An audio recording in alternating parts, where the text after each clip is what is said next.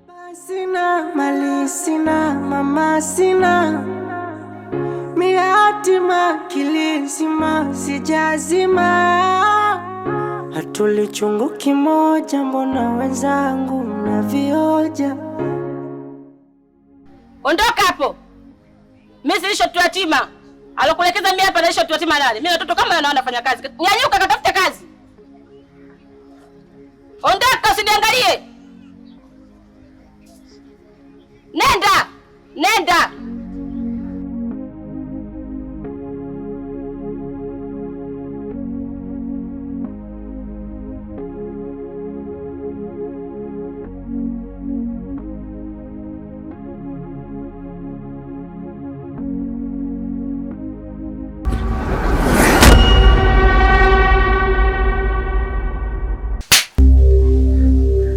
Hivyo mwanaume mliona nichukuliaje?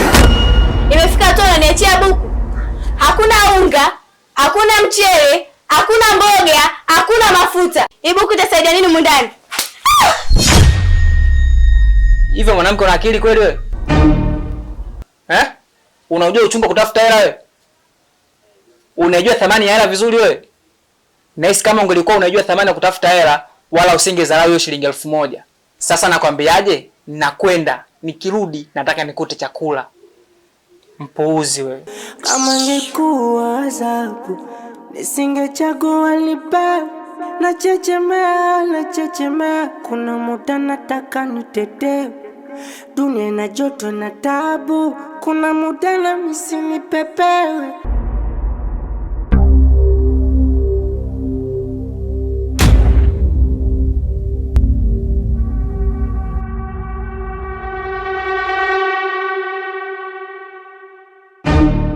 Mama. Hivi tangu arudi ukivuruge wako, unanionaje mimi? Au unasahau mimi ni nani katika hii nyumba? Haujui hilo. Unasahau. Hii nyumba tumeachiwa wawili, mimi na mdogo wangu. Maana tangu amekuja, mimi unaniona sio mwanao tena. Nikihitaji mahitaji yangu, unitimizii kwa sasa. Nikihitaji pesa, nikanunue nguo, unanidharau. Unamhudumia kinyago wako. Nikihitaji pesa nikale bata, unanidharau, au sio? Unasahau nyumba ni nani? Hii nyumba sio yenu. Kwa mwezi kunivimbia. Nyumba ni watu wawili, mimi na mdogo wangu. Hivi mwanangu, kama kuna kosa lolote ambalo nimekukosea, naomba unisamehe. Lakini tambua kwamba mimi ni binadamu.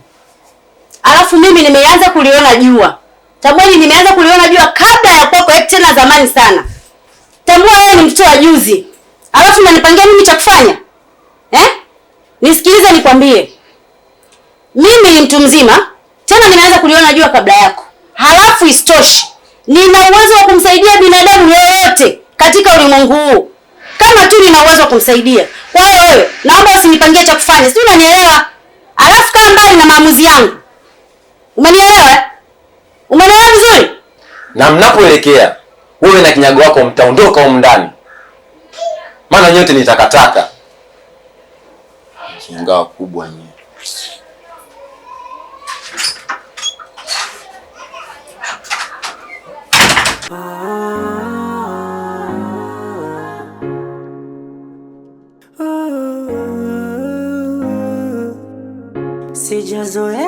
Sijazoea kila kitu kufanya mwenyewe. Mama, hiyo yote ni kwa ajili yangu. Hapana. Hapana. Mimi nitafanya lile ambalo naweza. Nitafanya lile ambalo naona ni sahihi kwangu kulifanya. Umesikia mwanangu? Wewe kuwa na amani. Ndio maana kile kipindi mpaka ndugu zangu wanakuchukia mama. Hapana mwanangu. Wewe sio chanzo cha matatizo.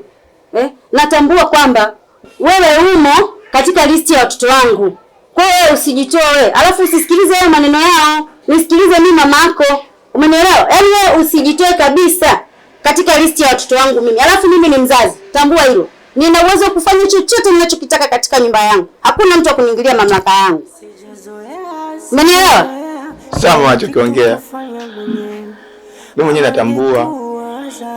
Naelewa nini ambacho kinaendelea. na pia naona kwa macho yangu na na masikio nasikia pia mama.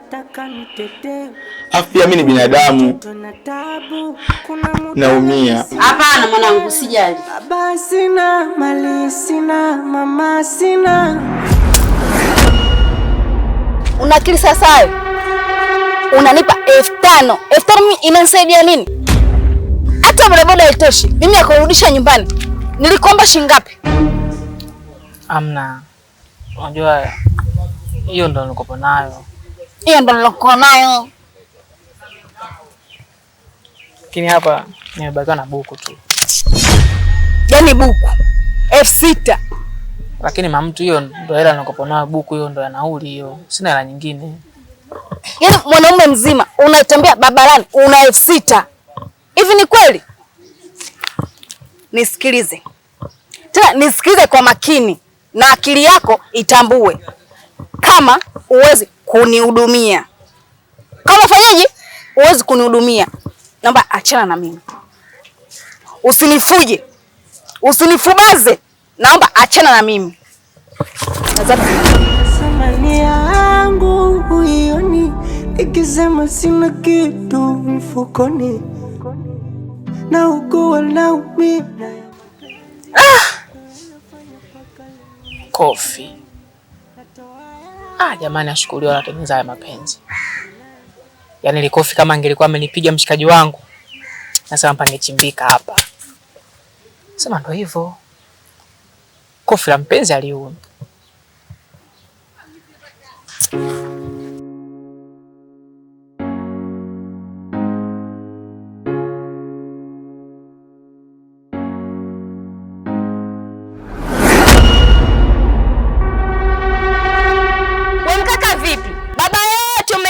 Kuniparamia mimi au chibaka? Wewe mtoto vipi? Ina maana barabara yote unaona kama ni kubwa mpaka uje niparamie mimi? Mimi nipo nachezea simu. Mshindwa hata kunikwepa. Jeshimuni basi wa dada sasa hivi. Sijui umenielewa? Koma, tusizoeane. Usinifuatilie, sikujui.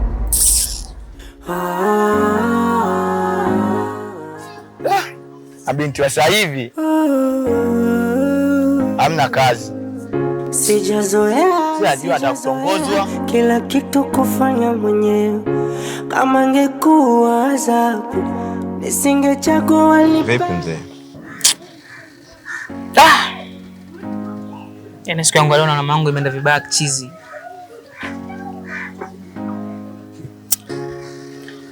Tunamjua mwanangu yule manzi wangu yule mwanangu. Yule Mwarabu sio Mwarabu, Mpemba sio Mpemba. Aliniomba hela. Sasa baada ya kuniomba hela sikumpatia. Sasa asubuhi nikasema ngoja niende katika harakati zangu. Sasa nikakutana na njiani ndugu yangu. Mizozo. Kanchapa makofi mbele ya watu. Yaani kiasi kwamba yani yale makofi kama ndo ngelikuwa amenipigia wewe maisha. Haki ya Mungu nisingekubali. Tungegombana. Ila tu ashukuriwe aliyotengeneza mapenzi. Maana kofi la mpenzi aliuma. Ila bwana, mfukoni nilikuwa na shilingi 6,000. Ikabidi nimpe shilingi 5,000. Ola, bado nusu anjezea watu. Ikabidi nimgene ile buku ambayo nilobakiwa nayo. Yaani hapa ninapokuambia sina hata nauli. Yaani hapa yenyewe nimekuja hapa, ndugu yangu hapo ofisini kwako, najua hapa siwezi kukosa hata jelo mimi nifanye nauli.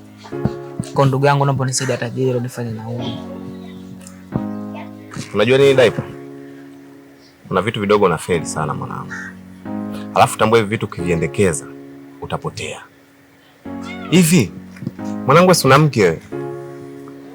Sasa kama una mke, unaongeza mke wa pili. Kwa maana yake kwamba una uwezo wa kujimanage au una uwezo wa kujikizi katika wake wote wawili ulionao. Sasa inafika kipindi sasa hivi mmekuwa mabouncer. Sasa mnapokutana mtaani mnapigana. Humo ndani inakuwaje? Sikiliza mwanangu. Angekuwa ni mkeo, mimi ningekusaidia. lakini demu tu wa mtaani simjui, tunamuona tu. Mimi sina msaada na wewe mwanangu. Kwa kifupi, mijero ninayo ila siwezi kukusaidia kwa sababu huo ni ujinga na uzembe ambao unaufanya. Kaa kwenye misimamo mwanangu, mheshimu mkeo. Hivi siku mkeo anakuja kugundua unachokifanya, atakuelewa kweli? Oya, tufikie vinahitaji akili. Leo kakupiga, unajuaje huko njiani pengine kuna watu kaweka msururu, wewe ni wa 4 au wa 5 au wa 6? Oya, usipotumia akili utauza mpaka nyumba hii. Mwisho wa siku utakosa mpaka kwa kulala. Utakuja sisi tukuhifadhi mtaani wewe na mkeo. Mimi sina msaada na wewe mzee. Ila unajua nini maisha?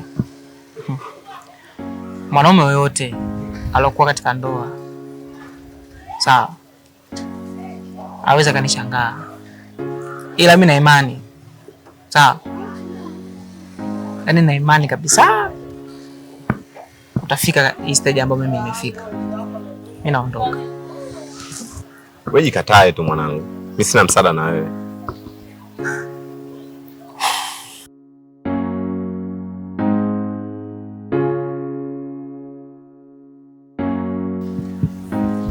Kuna maisha baada ya tukio.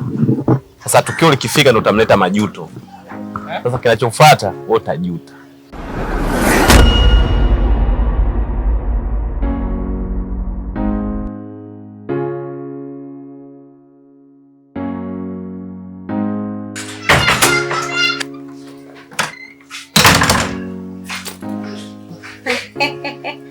Mwanangu huyo. Karibu mamangu. Shikamoo. Marahaba. Za shule? Shule nzuri. Mbona umenisurprise hivyo? Nimeamua tu mamangu nikusurprise basi. Za shule. Na shule uko mama nzuri. Ila mama, uko shule kila siku tunakula maharage. Jamani mwanangu. Sasa maharage si mboga ambayo unaipenda wewe? Hata kama mama anaipenda. Ila ndio kila siku maharage. Bora hapa nyumbani, siku tunakula maharage, siku nyama, siku mboga majani, siku mlenda. Ila shule, mboga hiyo hiyo, maharage tu. No mwanangu. Mimi nimekupeleka ili upate elimu bora. Kwa hiyo na imani kesho yako itakuwa bora zaidi ya leo. Sawa? Yaani hapo unaitafuta kesho yako.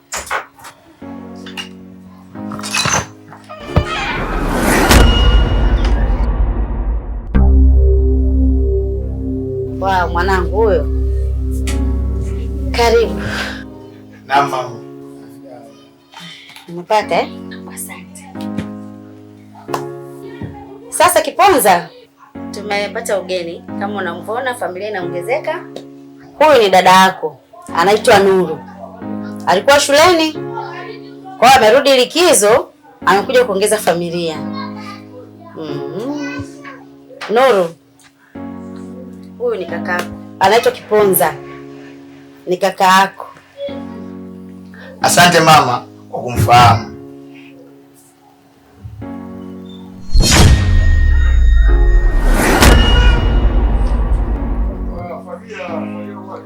Basi mama, ngoja mimi nenda nikamalizie kazi zangu.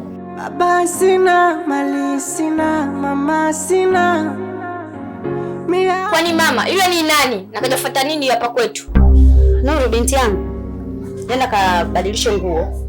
Pumzike, utafute chakula ule. Nyingine tutaongea baadaye akirudi kaka yako. Sawa? Sawa. Hatuli chungu kimoja, mbona wenzangu mnavioja?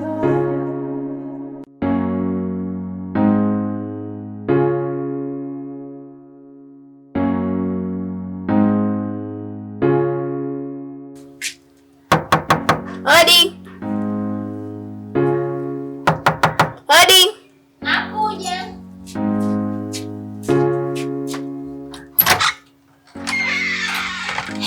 BF. Nimekuja. Poa vipi? Safi. Karibu. Asante. Sijazoea kila kitu kufanya. Karibu shogangu. Asante. Nani nataka kutoka? Nitoke wapi? Hapa ninapokuambia ndo nimerudi. Yaani kama Mungu sasa tumekutana. nimetoka huko nilipotoka. Kuna jitu limenichanganya, yaani natamani nipate jitu nilimalizia hasira zangu. Yaani asisubu hata kunipigia simu. Mimi mwenyewe nimekuja na ya kwangu. Kuhusu mume wangu. Siku hizi yani ni amebadilika. Ananiachia buku. Hiyo buku hiyo nile asubuhi, mchana, jioni nipike na kikute. Buku. Yaani najuta kuolewa. Natamani ningekuwa kama wewe. Ila yote haya ni wazazi wangu ndio leo yataka. Nitafanyaje sasa? Ndio shanikuta.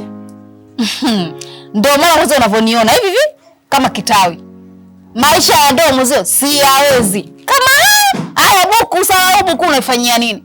Kama sio kunyanyasana, kunyanyapana. Buku. Nacheza wewe. Shogangu wewe mimi nikuache. Nirudi huko nyumbani. Maana lijina naomba lisiponikuta litanianzisha zesheni kama lilikutokea asubuhi. Mr. Kimasiara kabisa, yani mbele ya pesa. Yani mwanaume anajua upo na mimi. Huduma baba. Huduma, yani huduma muhimu. Ukijijua unihudumie. Sitaki masiara. Sasa wewe mchekee ubaki shauri yako. Haya, ngoja mimi niondoke. Sijazoea kila kitu kufanya mwenyewe. Kama ingekuwa adhabu nisingechagua lipe. Nachechemea, kuna muda nataka nitetee. Dunia ina joto.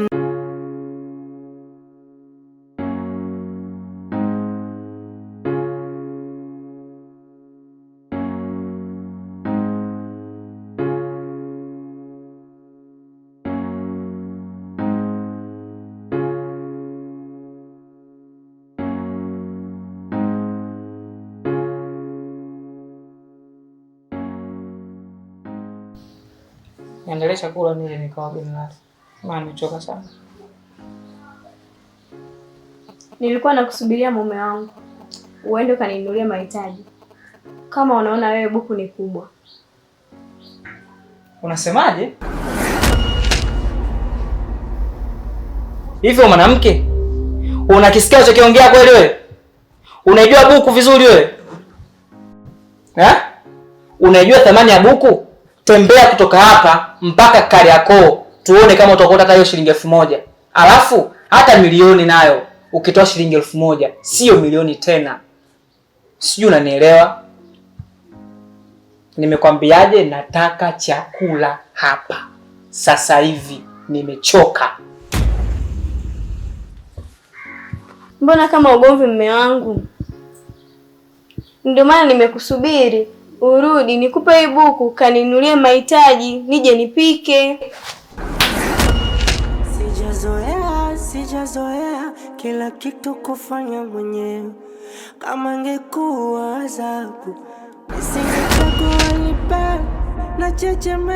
Nachechemea, kuna muda nataka nitetee. Dunia ina joto na taabu. Kuna muda. Hivi kaka,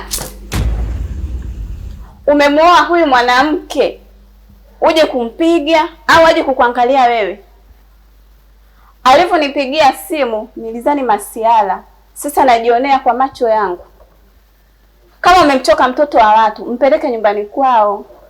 Anakwao huyu hajaua.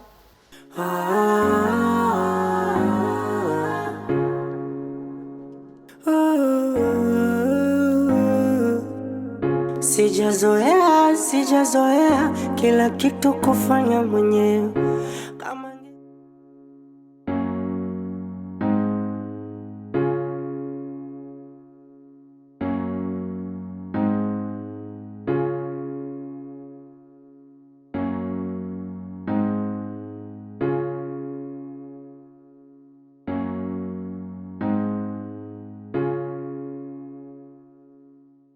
we mama.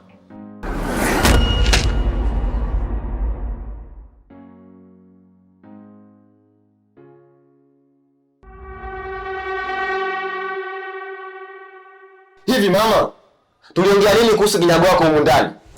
Maana toka tuzungumze, wewe naona unalifumbia macho ili swala. Sasa basi, nakupa siku 3 tu. Nahitaji kinyago wako aondoke humu ndani. La sivyo, humu ndani hapata lika, hapata nyweka, wala hapata lalika. Hivi wewe unajisikia kweli unachokiongea? Hivi unajua kama unaongea na mzazi wako? Tambua unayeongea naye ni nani. Sijui unanielewa eh? Mimi ni mama yako. Halafu huyu unayemuona huko ndani, kama ni kinyago, basi na wewe utakuwa ni kinyago. Umenisikia vizuri? Halafu pia, kwani usile tabia zake? Kuwa kama yeye. Mtoto anajua thamani ya mama, anamthamini mzazi wake. Wewe nani unaniona mimi kama kinyago kwako? Wewe jiangalie. Leo hiyo mwanzo na mwisho kuongea na mimi kwa kauli kama hiyo. Shenzi wewe. Oh. Hili swala nilitambua tangu kitambo. Maana hawa watu wawili nilijua wana njama. Haiwezekani kubebana humu ndani. Wao si wameanza. Sisi tunamaliza. Yaani mchezo ndo bado asubuhi.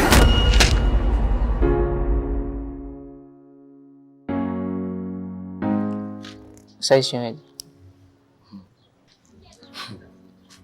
Ungekuwa shemeji yangu usingenyanyazia dada yangu.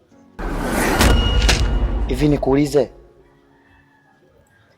unajua dada yangu kuna kitu gani humu ndani anakosa labda unachofikiri wewe? Paka unafikia hatua kumshindisha na njaa dada yangu, mimi unamshindisha na njaa. Au nadhani hapa nyumbani ameua? Eh? shemeji, mbona kama unani surprise? Mimi nimshindishe mke wangu na njaa? Mimi nimnyanyase mke wangu?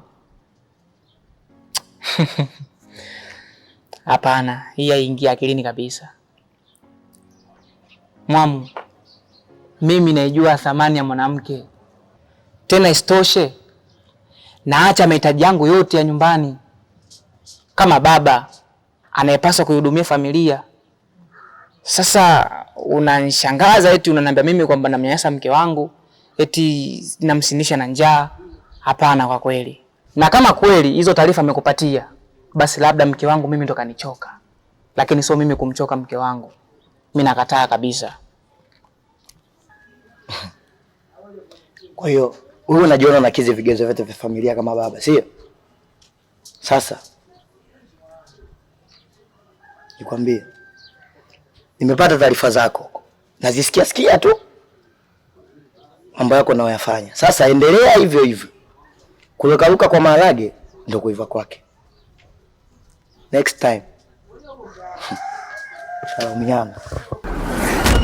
Ona samani yangu huioni, ikisema sina kitu mfukoni, na uko wanaumia na ya mapenzi ndo yanafanya paka leo misijengi, natoa hela.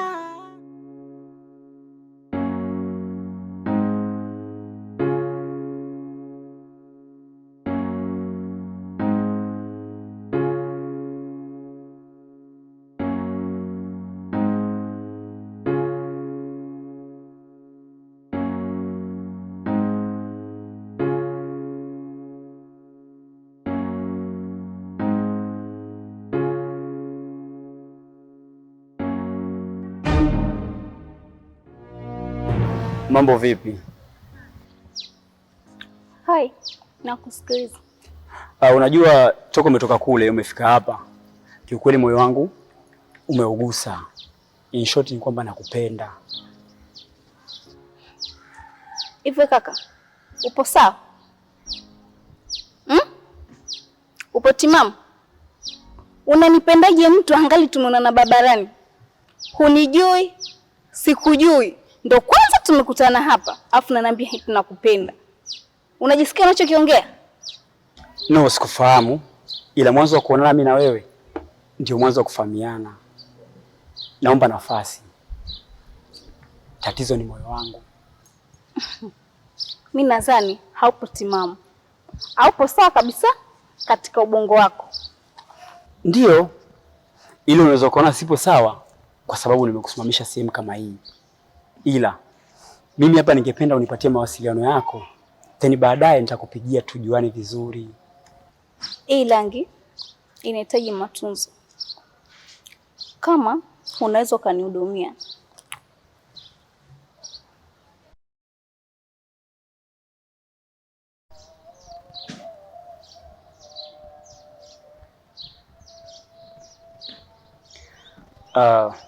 Usisahau kunisave Mwanasta. Okay. Sasa kupigia.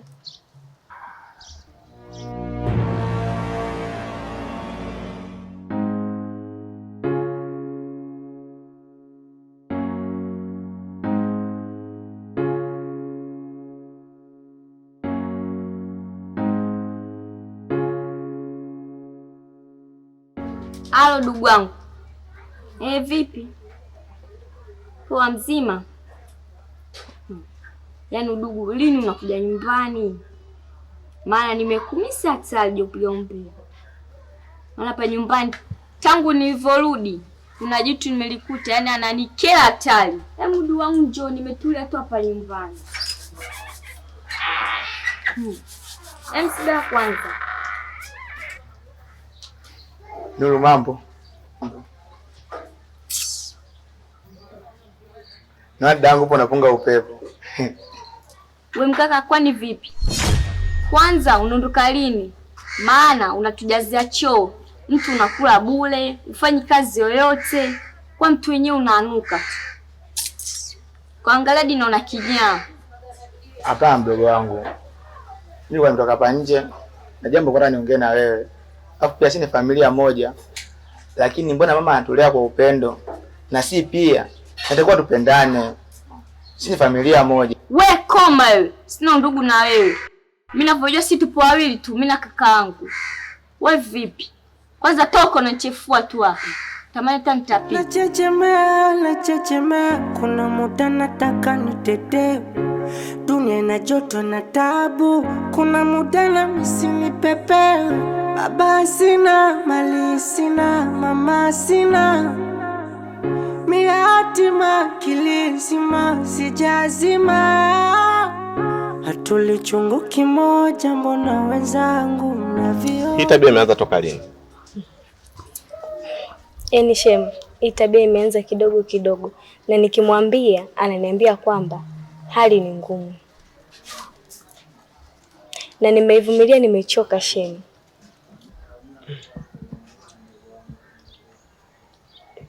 Usijali, huo ndo ukubwa. Na utakiwa uvumilie changamoto zote ambazo zinatokea. Sisi tumeelewana eh? Na ndio maana kaitwa mtu mzima, wewe ndo kalie ndoa yako. Sasa nisikize nikwambie kitu kimoja. Mimi Daipa namjua vizuri sana. Na ninajua kila njia yake anayotembea, kwamba anapitia wapi, anaenda wapi. Sijui umenielewa eh? Kwa naomba niachie mimi hilo swala. Nitadili naye na atanyooka. Mpaka ndoa yako itakuwa salama salimini. Umeelewa shemeji yangu? Sawa shem, nikuelewa. Usijali. Ila ngoja mimi nikuache naenda nyumbani. Aya, ila nawe ujage nyumbani. Ni uje kupike ugali, unywe maji, ushinde tupige story. Unakaa kama mtu sio ndugu bwana. Kutu anashinda hapa. Tabia mbaya hiyo. Usijali, nitakuja. Ila nitakupiga na surprise. Aya bwana, ngoja mimi nikuache. Haina shida. Haukuwa naumina ya mapenzi, ndo yanafanya paka leo misijengi. Natoa hela.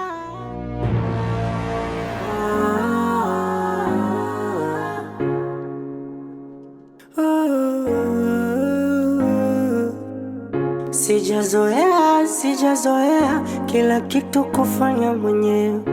Kama ingekuwa adhabu, nisingechagua nipe. Nachechemea, kuna muda nataka nitetee. Dunia ina joto na tabu, kuna muda na misi nipepe. Baba sina, mali sina, mama sina. Miatima kilizima, sijazima. Hatuli chungu kimoja, mbona wenzangu mnavioja.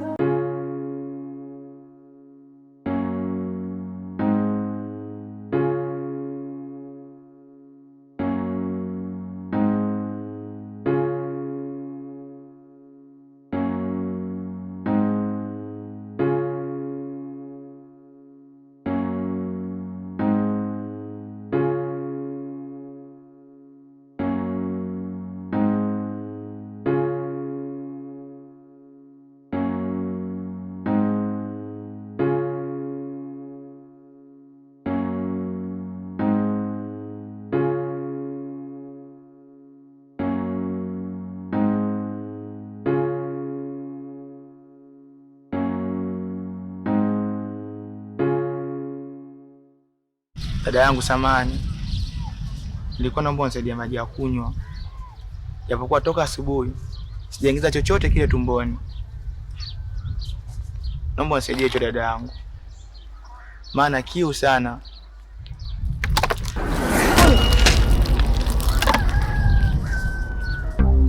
Kunywa sasa hayo maji. Kunywa. Hivyo chokola. Unafikiri mimi dasko? Au mimi ni kisima cha kuzalisha maji? Haya maji mimi nimenunua. Unadhani bei ya haya maji unaijua?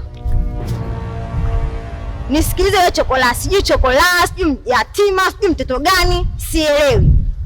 Ukiniona siku nyingine napita, usinisimamishe ukaniomba maji. Sijui umenielewa? Mimi sipo hapa kwa ajili ya kusaidia machokola kama wewe. Au watoto yatima kama wewe. Umenielewa wewe?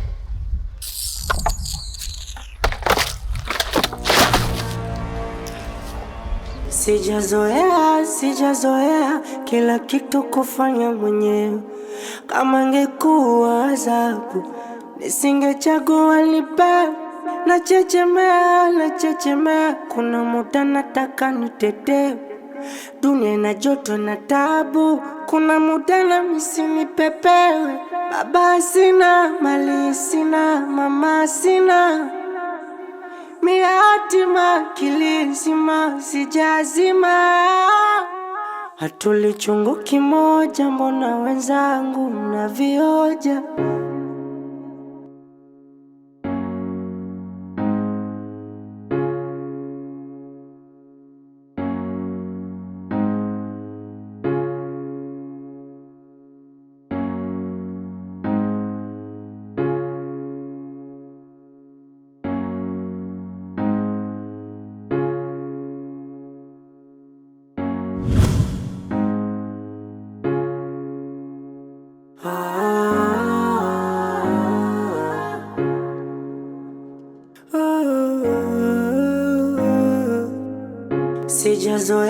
Sijazoea kila kitu kufanya mwenyewe. Kama ingekuwa adhabu nisingechagua lipe. Nachechemea, kuna muda nataka nitetee. Dunia ina joto na tabu, kuna muda na misi nipepewe.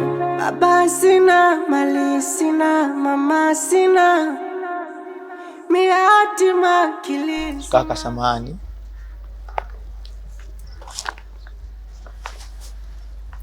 nilikuwa naomba nisaidie shilingi 1000. Japo nikeke chochote tumboni. Maana toka jana mchana sijaingiza chochote tumboni. Sasa nasikia tumbo lote linanivuruga. Naomba msaada wako. Mdogo wangu, umekosa kazi ya kufanya? Mtaani una kazi kibao za kufanya huko. Nikiangalia au unaweza kuwa omba. Kijana shupavu na nguvu safi. Kauza hata maji basi barabarani huko. Sio kama mwenyewe napenda kuishi katika mazingira haya. Changamoto tu zilizonikuta. Alafu pia ni mwanamume mwenzangu. Naomba nipe msaada. Kauza hata maji barabarani basi. Alafu acha kuomba pesa za mwenzio. Pesa ngumu. Au kubadala uvae. Wakubebe. Wakupakate yani. Kaka, hauwezi kujua kesho yako. Wala hauwezi kujua kesho utakuwa ni nani wewe. Kwa hiyo maisha yangu, si ndio?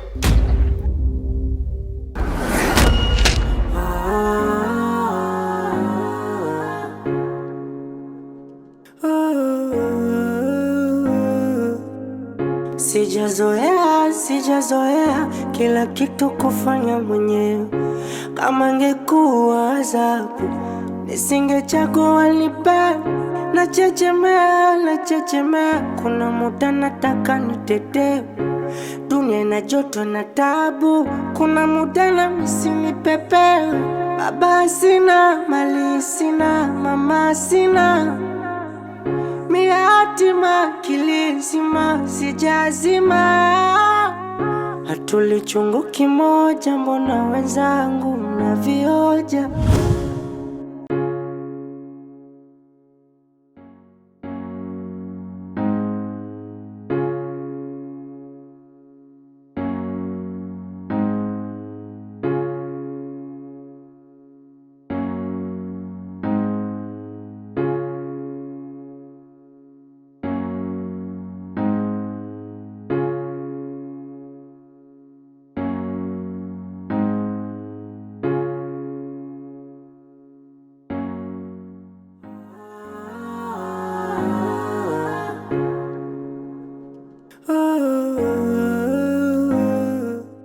Mambo mrembo. Poa. Kusema kweli nimevutiwa sana na wewe, nimetakia kukupenda. Yaani nilipokuona moyo wangu ulifanya kama nimeona nyota ya jua imedondoka mbele yangu. Kusema kweli nakupenda. Hivi we kaka, ndio kwanza tumeona mara ya kwanza, tena tumekutana njiani, maana ananiambia unanipenda? Kuonana mara ya kwanza na mwanzo mzuri wa kujuana mimi na wewe. Ombi langu lilikuwa ni moja tu. Naomba unipe nafasi katika moyo wako. Ila mimi naogopa. Mama yangu ashaye kuniambia kwamba nisichanganye mambo mawili kwa wakati mmoja, kwa sababu mimi bado mwanafunzi. Usijali kuhusu hilo. Mimi nitakulinda kwa sababu nina nia njema sana na wewe. Pia kama utojali, tunaweza kubadilishana namba zetu za simu. Sawa. Kuhusu namba ya simu mimi nitakupa. Ila naomba usinisumbue sana, ombi lako mimi nitalifikiria.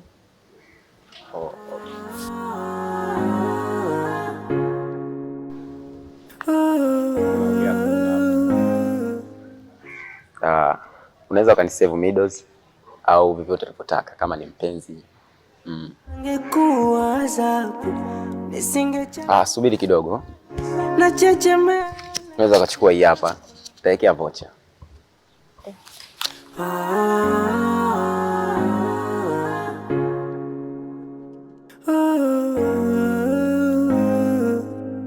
Sijazoea.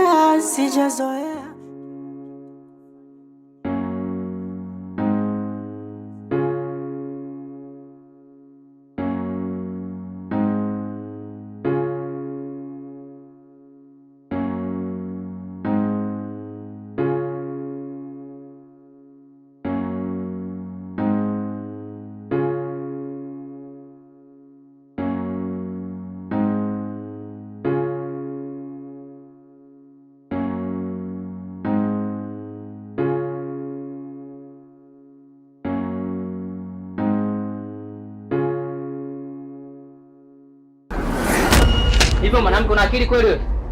Una akili sawa sawa? Masuala ya ndani unapeleka nje. Una akili kweli wewe? Sasa mume wangu, kwani kumwambia kakaangu ni kosa? Mume wangu kumwambia kakaangu ni kosa. Mbona wengine mwambii? Mbona vingine mwambii? Ninakunyanyasa wewe? Ninakunyanyasa? Sikuachia kula mimi ndani. Unaniachia buku inatisha nini humu ndani? Aha, nakuachia buku inatosha nini? Sasa kuna wengine hata hiyo buku hawapati. Sasa nakwambiaje, utakuwa ni mwendo wa buku mpaka ukome. Alafu usiniangalie. Sasa nakwambiaje, nimekupiga na nakwambia kaka yako. Sijazoea kila kitu kufanya mwenyewe. Kama ingekuwa adhabu nisingechagua lipe. Nachechemea, kuna muda nataka nitetee. Dunia ina joto na tabu, kuna muda na misi nipepewe. Baba sina.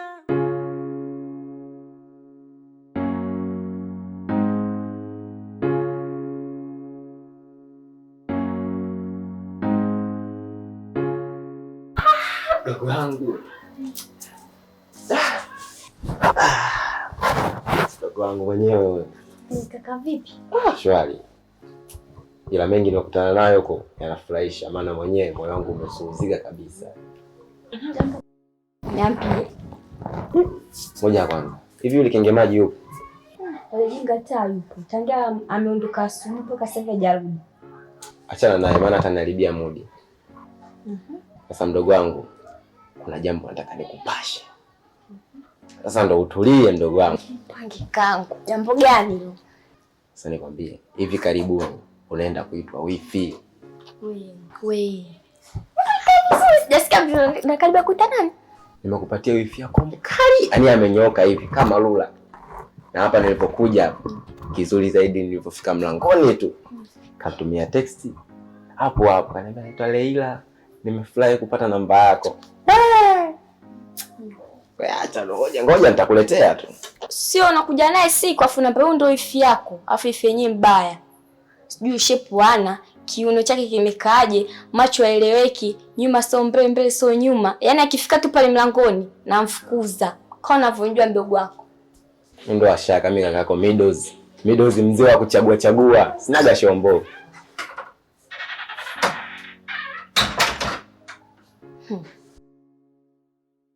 Wewe tena kichefuchefu. Sijui umetokea wapi? Yaani tangia asubuhi ulivyoondoka ndio unaodia sasa hivi. Nyumba chafu, vyombo vichafu, ndani na kujapikwa. Unamtegemea nani kufanya kazi hizo? Sikia wewe bitch boy. Yaani hapa ndani usijibebee mamlaka kama hayo. Sisi ndio wenye mamlaka. Wewe huwezi kuondoka bila ruksa, bila kumwaga yoyote. Yaani vitu vingi umevitelekeza. Usafi, upishi. Unajichukulia tu, unajiona wewe ndio noma huko ndani, au sio? Tasikia. Nitakunyoosha. Na hivi mama hayupo. Wewe utakoma.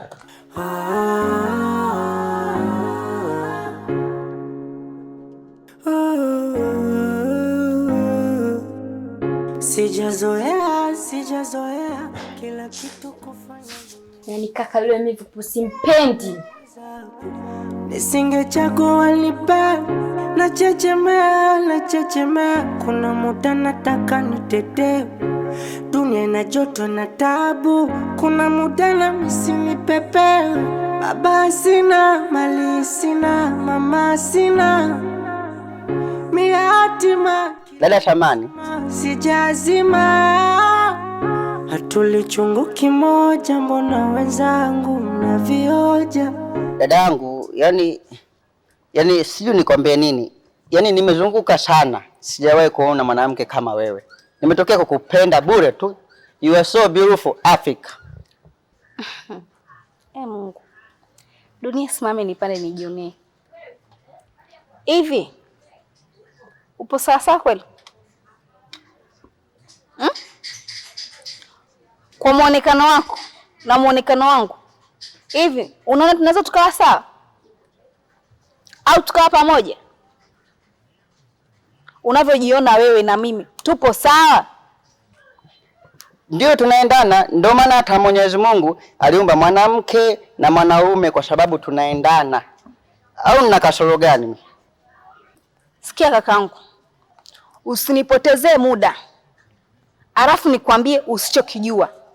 Mimi na wewe hatuendani. Siku nyingine ukiniona popote pale napita, iwe mwanzo na mwisho kunisimamisha. Umenielewa? Shenzi wewe.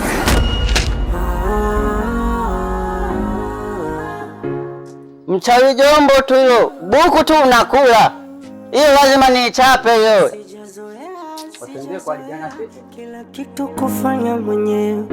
Kama ngekuwa adhabu, nisingechagua nipe na chechemea, kuna muda nataka nitetee.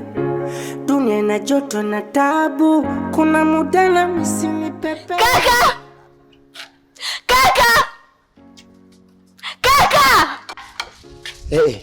Nawe nini tena asubuhi kelele? Unakumbuka nimekwambia mume wangu ananitesa? Hapa nilipotoka nyumbani amenipiga. Amekupiga? Kwa hiyo ina maana yale yote tuliongea kayaacha hapa. Kwa hiyo kaniona mimi kama babu yake. Kwa maana kila siku uje hapa mume. Huyo mume kawa nani? Amanda. Sasa sikia. Sasa hivi nataka nijiandae niende kazini. Jioni nikirudi nitakuja kwenu. Sawa kaka. Ndio mimi nimeichoka kaka. Sawa, nenda mimi nitalifanyia kazi.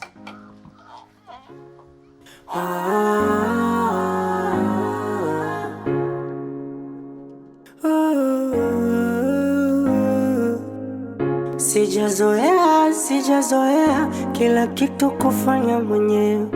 Kama ngekuwa adhabu, nisingechagua nipe na chechemea, kuna muda nataka nitetee.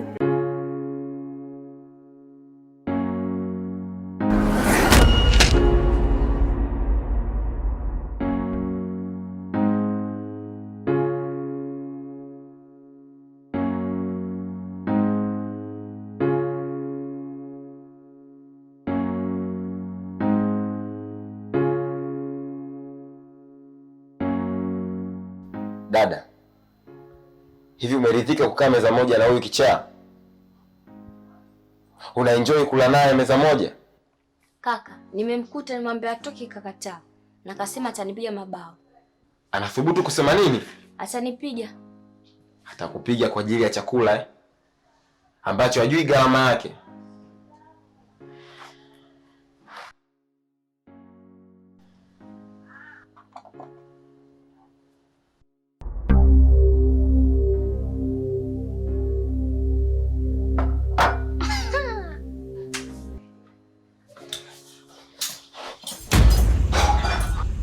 Sasa mlafi mkubwa. Kula. Hivyo hivyo kaka, mkomeshi. Enjoy your food.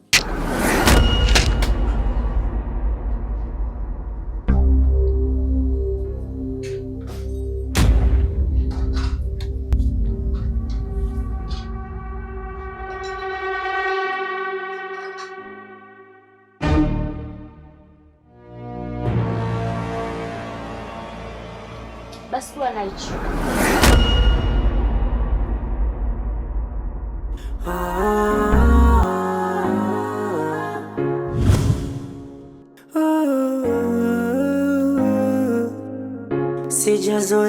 Sijazoea kila kitu kufanya mwenyewe. Mama. Mama samani.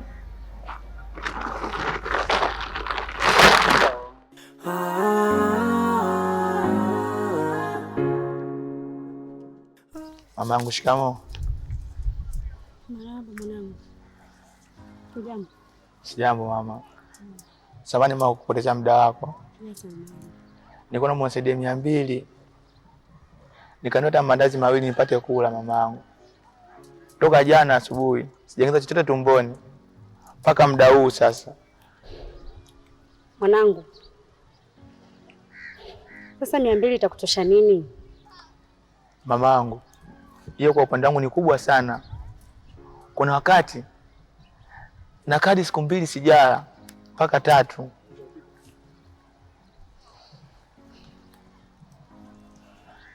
Naomba nisaidie mama yangu. Nipate chakula mimi mwanako. Maana sasa hivi nguvu zishaniishia. Paka kiafya sana jiona siko sawa mama. Na haya mazingira nayoishi ananitia maradhi. Naomba mama yangu nisaidie nikapate japo chakula. Kwani shida ni nini mpaka umefikia kuwa hatua kama hiyo? Mama yangu, ni story ndefu sana kuhadisia. Maana mimi mwenyewe moyo wangu unaniingia simanzi. Maana toka wazazi wangu watoke duniani nimekuwa ni mtu ambaye sina mwelekeo na tangatanga. Hata ndugu, familia yangu, jamaa na marafiki wote kwa sasa wamenitenga. Hata mainzi wachana wazazi pia wamezichukua ndugu na kunitelekeza, kuniacha katika mazingira ambayo hastahiki. Ndio maana paka muda huu naishi maeneo haya. Kokota wangu machupa ndio pananipa riziki ya kupata kula. Nitokokota chupa zangu, naenda nauza, napata chakula. Pole sana mwanangu. Lakini cha kumshukuru Mwenyezi Mungu, una mikono, una miguu na una macho. Sijui umenielewa eh? Kwa mimi binafsi nipo tayari wewe kukusaidia. Umenielewa mwanangu? Niko tayari kukusaidia kwa moyo mmoja mwanangu. Sawa eh? Na sasa hivi inabidi tuende nyumbani ukapate chakula, then mengine tutaongea baadaye. Sawa mama, asante sana mama yangu. Mimi ni binadamu kama binadamu wengine. Sawa? Kwa hiyo usinipigie mimi magoti. Haya twende.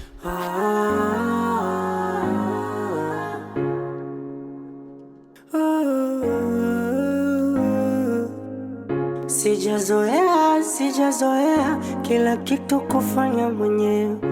Kama ingekuwa adhabu nisingechagua nipe. Nachechemea, kuna muda nataka nitetee.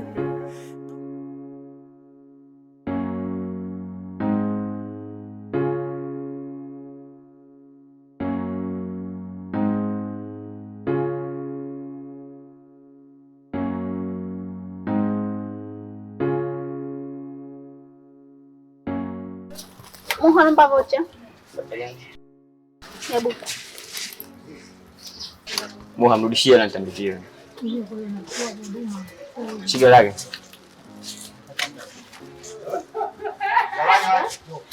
Asante. Okay. Dada. Samani.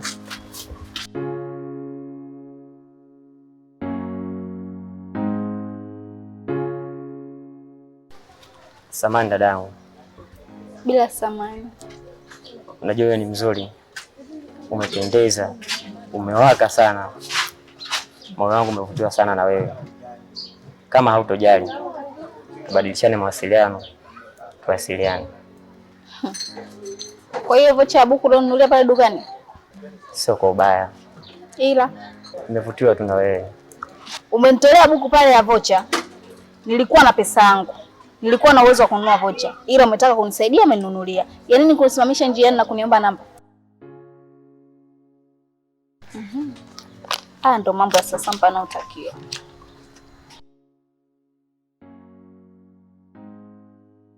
Kisema show me. Show me? Yeah.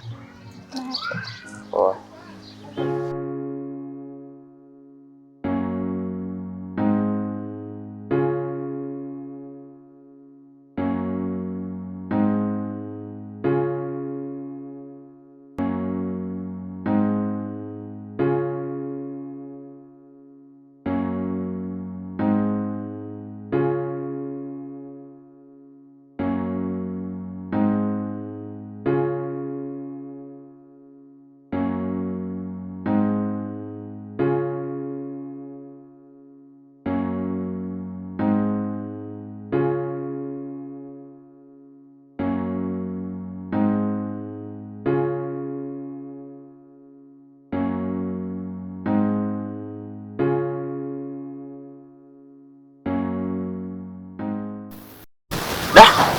Ni bora hata mwanangu umetokea.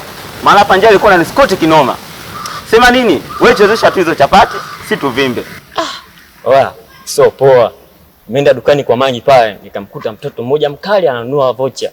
Oh Mangi, naomba vocha. Nikasema Mangi bwana, hiyo vocha mpe, mimi namlipia. Huku na huku mtoto ili ataka kuondoka, tukamwambia sister subiri hapo. Mtoto akasimama. Aliposimama mimi nimekuelewa.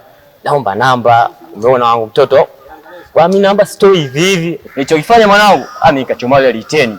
Nikamwambia andika namba hapa. Mtoto. Unasemaje wewe? Hata ungekuwa wewe minuno, wewe 45 ungekuwa 32. Oa, watu wengine watufagilii mapenzi mwanangu.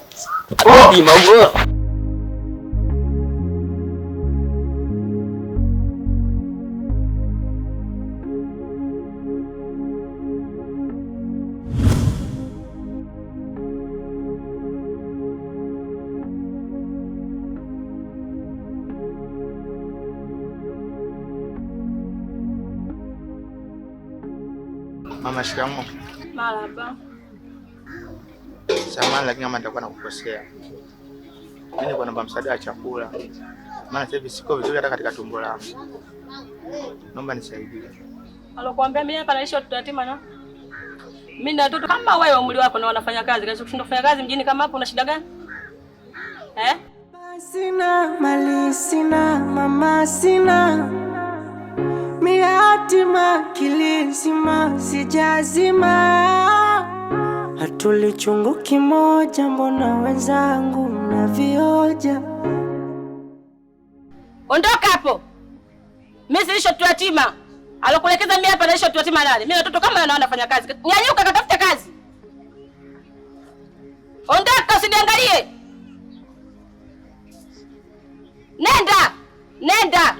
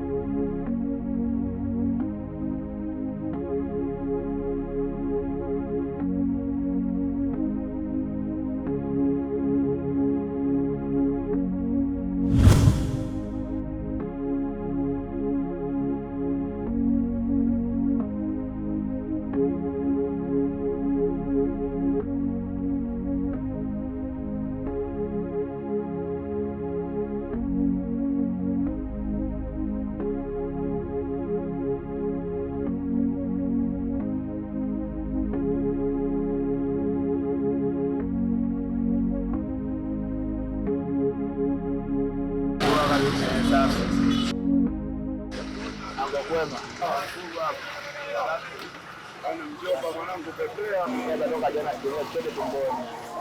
Kama lile demu wangu na tumbo langu.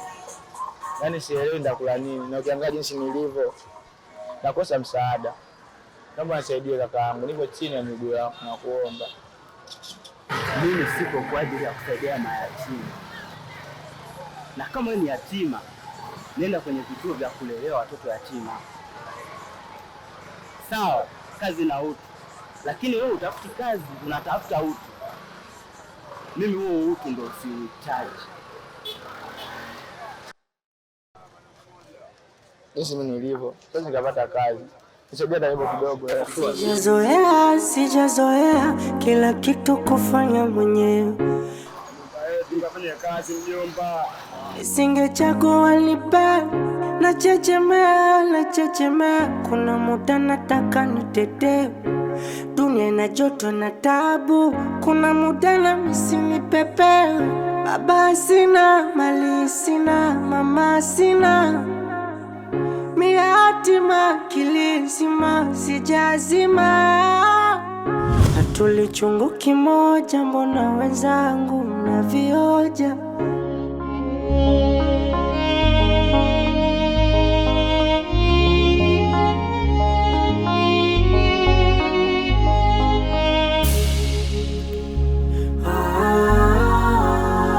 Nipite na umwe.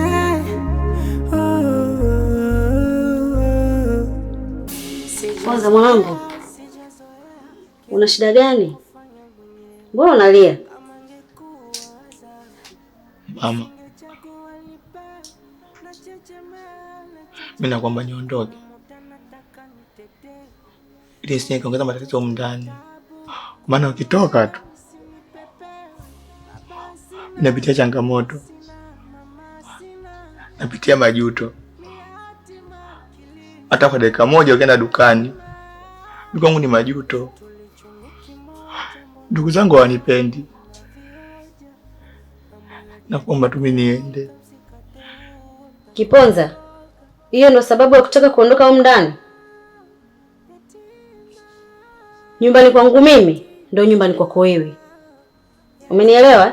Alafu swala la watoto wangu huko ndani niachie mimi. Kurukaruka kwa maharage jikoni ndo kuiva kwake. Unanielewa? Wewe ndo nguzo yangu lokuegamia. Na kusikiliza wewe tu kwa sababu sina mwingine ambaye namsikiliza. Sasa, kama umenielewa, naomba niahidi huko ndani hautaondoka. Futa haya machozi. Sitaki kuyaona. Kila siku nakukataza kulia. Umenisikia? Hamna kulia. Sawa niachie mimi mama yako.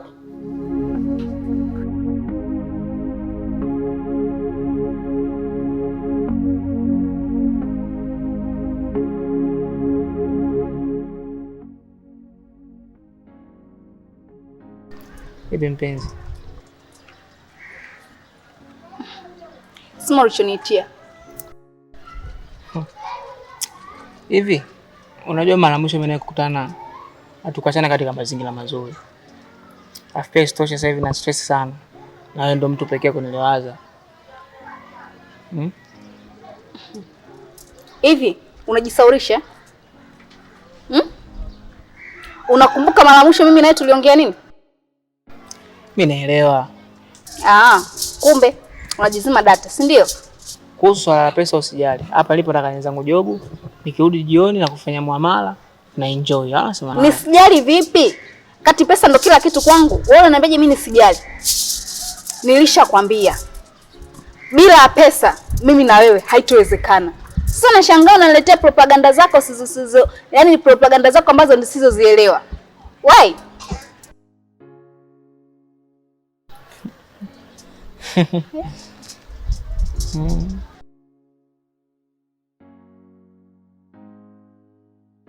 Yule vipi watu angalia vile?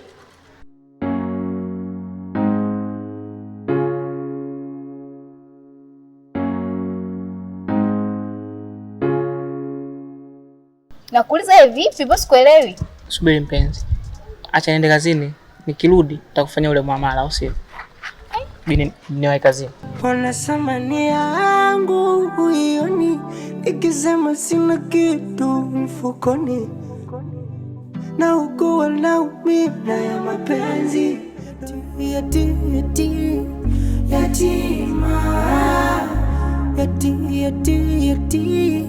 yatima.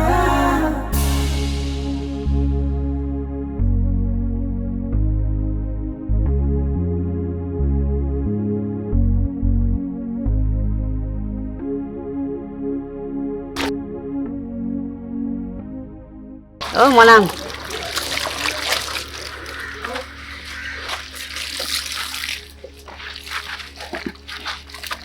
Naona mamangu anaendelea na udogi. Mwanangu, vipi? Sawa, mwenyewe nimekuja nikusaidia kufua. Mwanangu, mimi sina fua jamani hapa au? Kweli mama. Mimi mwenyewe mtu wa kazi. Na nikipoa kazi, siachi kazi. Na ninapenda kufanya kazi. Nikusaidie tu mamangu, hata usijali. Shika basi wewe hapo ili mimi nishike huku tuwe kumaliza. Sawa? Samahani mama. Nilikuwa naomba tuongee. Unajua mama, chanzo kikubwa cha ugomvi humu ndani ni mimi. Nafikia mpaka hatua ndugu zangu wanakuwa na makasiriko juu yangu. Na ninashindwa hata kuelewa sababu ni nini. Una muda nakaa nalia, namuomba Mungu haurudishe wazazi wangu hata kwa dakika moja tu, nipate furaha ya mama. Pia najisikia vibaya sana watoto wako wanapokuwa wanakuonyesha dharau mama. Kiponza, kwa nini unakuwa na fikra potofu kiasi hicho mwanangu? Kwa nini unakuwa na mawazo mabaya kama hayo? Hebu toa hayo mawazo ambayo yapo kichwani kwako kwa sasa. Wewe ni mtoto wangu kama walivyo wale. Unanielewa vizuri? Halafu kitu kingine, wale mimi nitadili nao mimi. Wale nitajua mimi nitaishi nao vipi. Sijui unanielewa? Halafu mimi navutiwa na tabia yako. Tabia yako mimi ndio inaonifanya mpaka dakika hii sitamani hata uwe mbali na maisha yangu. Kwa hiyo mwanangu, hebu kuwa na amani. Mimi kuhusu swala la wale nitajua mimi nitadili nao vipi. Kwa hiyo wewe kwenye swala hilo mwanangu, yani ishi kama wanavyoishi wao. Unaponiona mimi, ona kwamba umemwona mamako mzazi. Umeelewa vizuri? Alafu kingine, mimi hizi nywele sizielewi hizi. Umeelewa? Hizo nywele utoke hapo uende ukajiweke safi, umalize uende saluni. Mimi nitakupatia hiyo hela ya saluni. Alafu kuhusu wanangu wewe acha. Mimi nitajua jinsi ya kudili nao. Sawa mama. Basi tumalizie nguo, afu mimi nitaenda kujiandaa. Basi sawa, wewe malizia hapo, mimi ngoja nisuuze huko. Kila kitu kufanya mwenyewe, kama ingekuwa adhabu nisingechagua nipe. Nachechemea, kuna muda nataka nitetee. Dunia ina joto na tabu, kuna muda na misi nipepewe. Baba sina, mali sina, mama sina, miatima kilizima sijazima. Hatuli chungu kimoja, mbona wenzangu na vioja. Hivi mwanangu, iki kitendo ambacho jana jamaa amekifanya, wewe unachukuliaje? Mimi mwanangu sikufiti. Inavyoonekana jamaa kaendekeza sana mapenzi. Na kwa karne ya sasa hivi hakuna mapenzi ya kweli. Ukiona mwanamke amekuja kwako, ujue kuna kitu anakitaka. Na akishakipata ataondoka. Mimi hilo siwezi kukubaliana nalo. Pesa yangu lazima atairudisha. Hata iwe buku au 2000. Ni bora angeniambia hiyo pesa amempa hata mtoto yatima, ningemuelewa kuliko kuiwekeza kwenye mapenzi.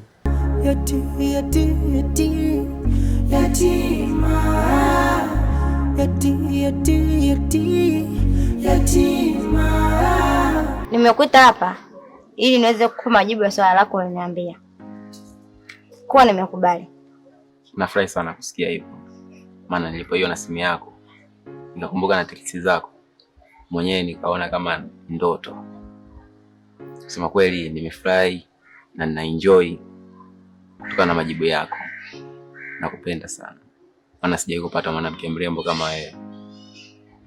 Naenjoy kusikia hivyo. Ile nina sharti moja. Naomba tuzoeane.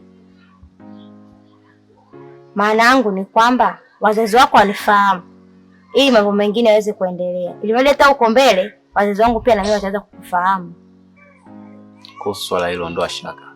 Maana tayari ushakuwa mpenzi wangu, babu wangu. Wewe nyumbani moja kwa moja tunafika. Pia mpenzi, naomba unilindie ua langu. Maana najua shule kuna viruka njia wengi sana. Wasija kukupitia nikauziwa jumba bovu. Maana si unajua serikali na mkono mrefu. Nisije nikaozea jela nikakutana na manyampa wakanikili. Usijali.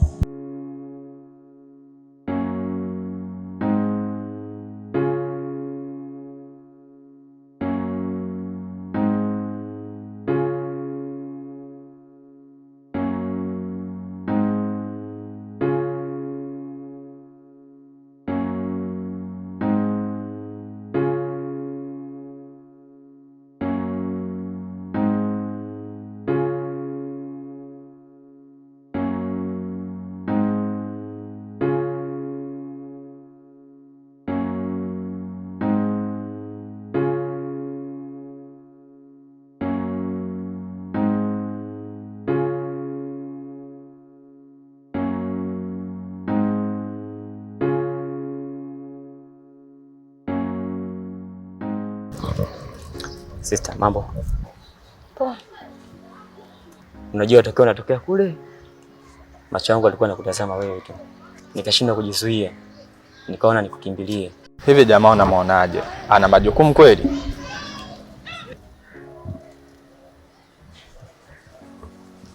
Unajua Jitu, huwezi ukafahamu historia ya mtu kwa kukutana tu hapa kazini. Alafu pia na hizi tabia alizonazo yeye ni kwa sababu ya mazingira aliyolelewa. Ni kweli, lakini muda unaenda mbele, haurudi nyuma. Na hasa sisi vijana, huu ndio muda wetu wa kupambana. Maana fainali ni uzeeni. Na kwa vile anavyofanya yeye, ni sawa anajichimbia kaburi lake yeye mwenyewe.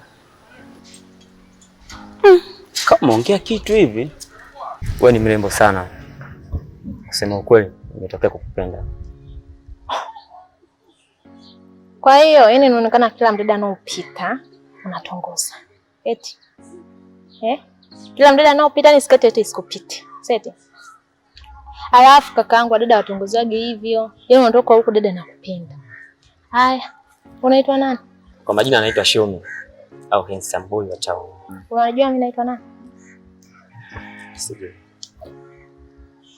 Jina langu naitwa Nakupenda. Nakupenda?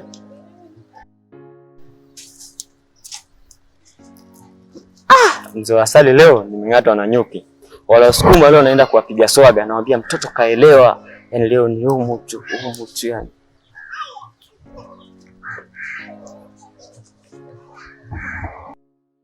Oya wanangu. Sio poa nakwambia. Nimefika pale wangu mtoto nimemchekecha. Mtoto kama anazingua, akaja kushoto, mimi nikavimba naye, akaja kulia, mimi nikamleta, walete kati, mtoto kakubali. Oh, wewe mkaka mwenyewe ulikuwa unakuelewa kitambo. Kwa mambo si ndo haya tena. Kwa mimi baadaye, tatizo la watoto wa Kisukuma ni washamba sana. Wamekutana na mtoto wa Kitanga. Acha wale tu kwa macho, angalia mimi kile ninapobaruza watoto wakali. Sijazoea kila kitu kufanya mwenyewe. Kama ingekuwa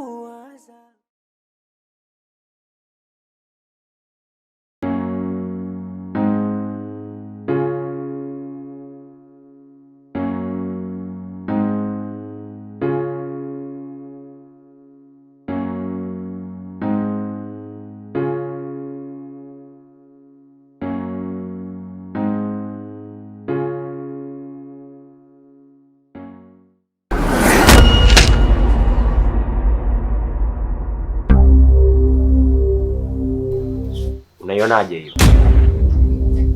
Ukifukuzwa, fukuzika. Sasa wewe unajifanya king'anga. Endelea hivyo hivyo mpaka umauti utakukutia humu ndani.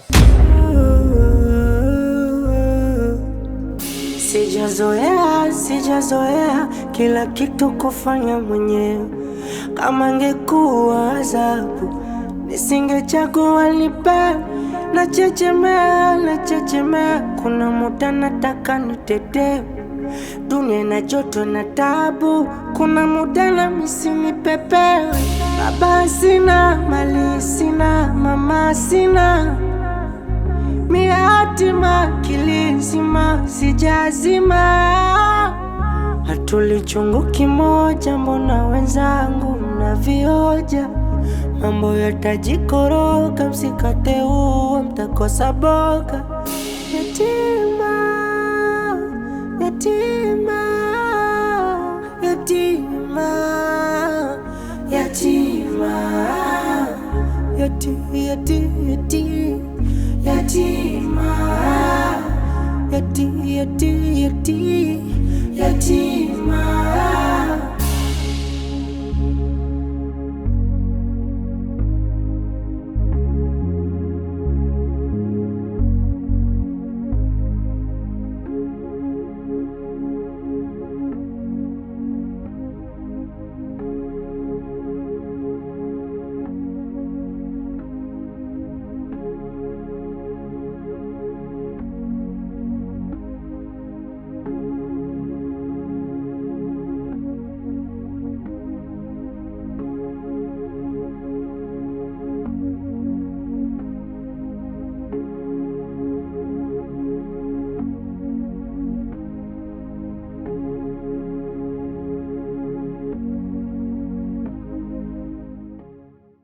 Sasa atakuwa kaenda wapi?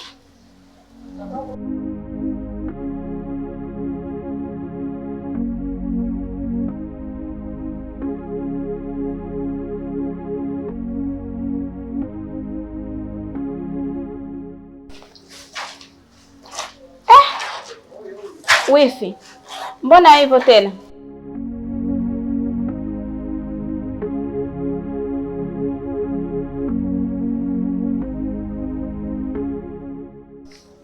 Nini shida? Kakako amenipiga. Kakupiga? Asubuhi mimi nimeondoka, nimewacha mpo vizuri tu. Ndiye amenipiga. Na hapa nimetoka kwa kaka. Kaka amesema anakuja.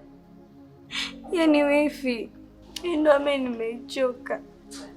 Yaani najiona kama nipo kwenye kifungo ambacho sijui nitatoka lini. Nanyanyasika. Pole sana wifi yangu. Kila kitu kitakaa sawa. Si unaniamini wifi yako? Nitaweka kila kitu sawa, usijali. Wewe niamini mimi.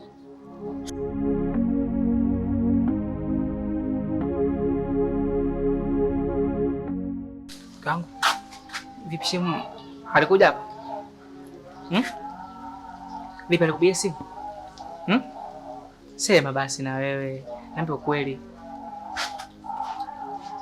Sasa unajua mke wangu, mimi nakupenda. Na leo nimekuletea zawadi. Zawadi nzuri kabisa. Utafurahi.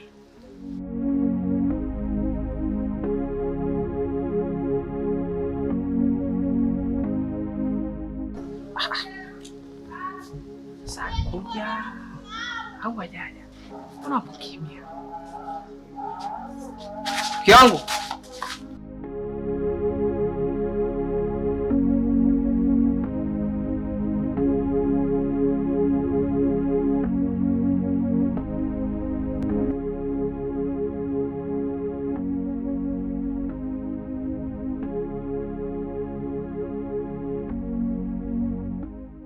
Wewe naye tena.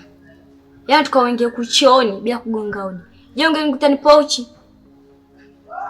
Mwangalie mtunyiko alivyochafuka. Sijui umetokea wapi?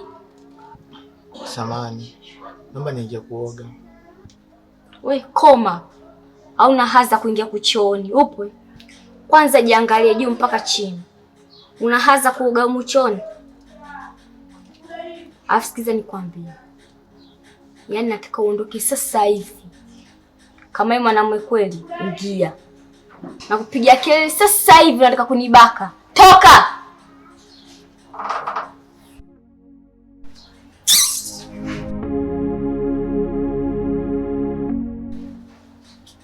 Watu wengine bwana, tuharibia muda asubuhi.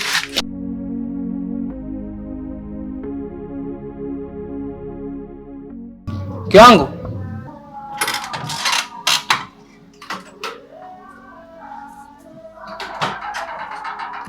Mke wangu huyo. Sasa mimi kwa kweli nataka nikuulize. Hivi kweli shemeji yangu hajaja? Hivi una nini? Unajua toka jana sikuelewi. Kwani kuna nini? Tutachana nayo. Ni masuala ya kazi tu. Sasa mke wangu leo alisikia leo kula vitu vizuri leo. Afu leo na appetite sana ya kula.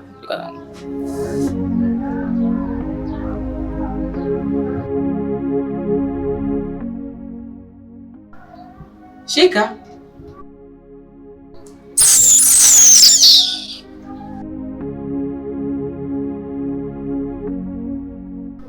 Anakataa 500. Anakataa jelo. Magufuli kasema hii tusiite jelo tuite 500. Anakataa shilingi 500. Sasa huyu dawa yake huyu sitompa hela ya matumizi wiki nzima. Anajua thamani ya hela huyu. Anajua jinsi ya kutafuta hela. Atakoma.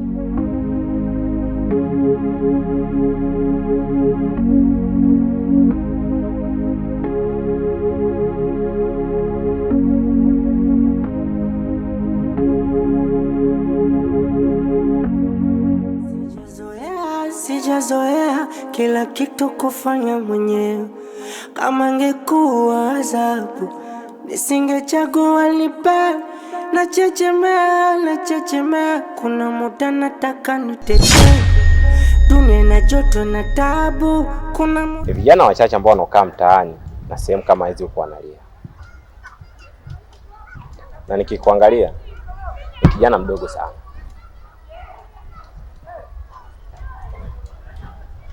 Sasa sijui umekumbwa na nini. Anko, nikaanza kuelezea staili yangu ya maisha. Siwezi nikaimaliza sasa hivi. Maana napitia kipindi kigumu sana. Mpaka nafikia hatua najua mimi sina thamani katika hii dunia. Ni story ndefu. Ngoja nikwambie kitu kimoja. Unajua kwenye maisha unapokutana na changamoto unatakiwa upambane, ujue unazikwamua vipi. Sio kukaa ukiwa unalia, sio kumaliza changamoto. Nikikuangalia sidhani kama una matatizo makubwa ambayo yanakusumbua. Inawezekana ni mapenzi ndio yamekukalisha mazingira kama haya. Anyway, naomba nikuulize swali moja. Mfanya anasa na mcha Mungu, ni nani ambaye yuko karibu na Mungu?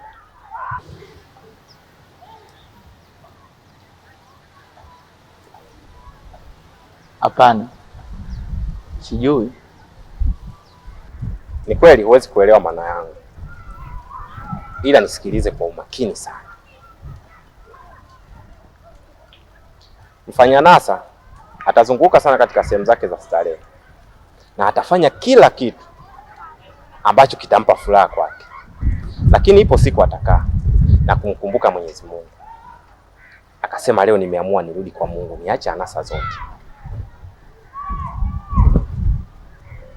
Na yule ambaye kwa anamtii Mungu muda wote atasema na mimi leo acha nitoke nile nikafanya anasa.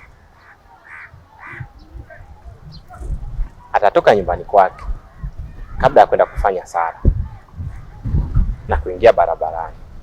Na mfanya anasa atatoka nyumbani kwake na kukimbilia sehemu ya ibada kwenda kutubu dhambi zake. Kwa bahati mbaya wale wote wanapata ajali, wanafariki. Unadhani ni nani amesamehewa dhambi zake?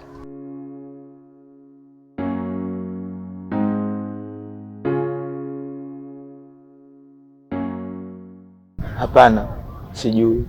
Naomba nifafanulie. Ni kweli huwezi kunielewa. Maana yangu ni kwamba kila kipindi kigumu unachokipitia ni muda wa kupiga goti na kusali kumkumbuka Mungu wako. Pengine kuna kitu anakujaribu nacho. Sio kukaa hapo kulia ukajua ndio kumaliza tatizo, ila ni kuliongeza tatizo.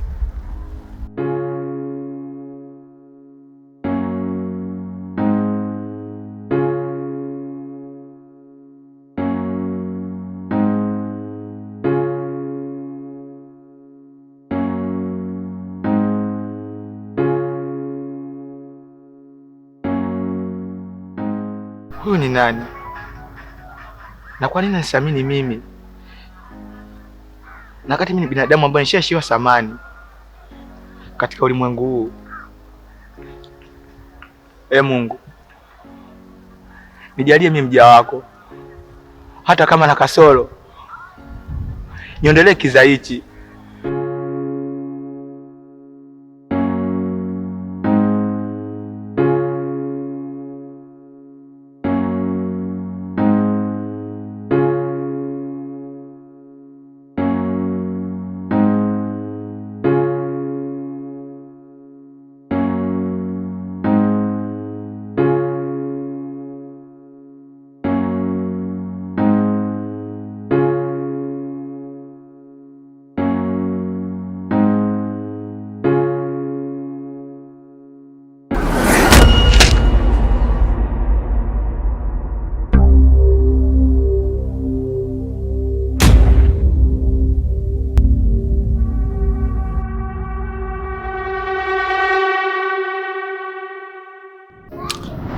Ndugu yangu maisha. Yaani nahisi kama na mikosi. Mikosi? Mikosi gani? Ni mpaka nachoka. Pole sana. Kazini pesa hakuna. Nyumbani mitibuano tu. Yaani mpaka sasa hivi mpaka ule mtotala wangu ule mshombe shombe nao pia umenitimua rafiki yangu. Ila nimekaa nimefikiria, yaani solution ni kitu hichi kimoja tu, nipeleke kwa mganga. Kufanya nini? Kufanya nini? Nimekwambia mwanangu, mimi sielewi, nahisi na nuksi, nikatoe nuksi. Unaonaje pengine wewe ndo mchawi mwenyewe? Mbona kama sijakuelewa hivi? Huwezi kunielewa. Jenga familia yako kwanza. Pengine ndio itakufanya utakuwa msafi. Achana na mambo ya kwa mganga. Kwa sababu unaweza kaenda kwa mganga ukajizuia mabalaa zaidi tu mpaka mwenyewe kaja kujutia. Kwa sababu mtoto watu anachomfanyia sio kitu kizuri. Analalamika sana. Na ametoka kuondoka muda sio mrefu. Yote yani malalamisho kwa kweli. Kwa maana yake kwamba mchawi ni wewe mwenyewe. Sio kwamba unarogwa na mtu yote. Mjomba wangu wewe unanichanganya. Yaani huko nimechanganyikiwa, unakuja kunichanganya tena. Baki mwanangu, msubiri nijicheke.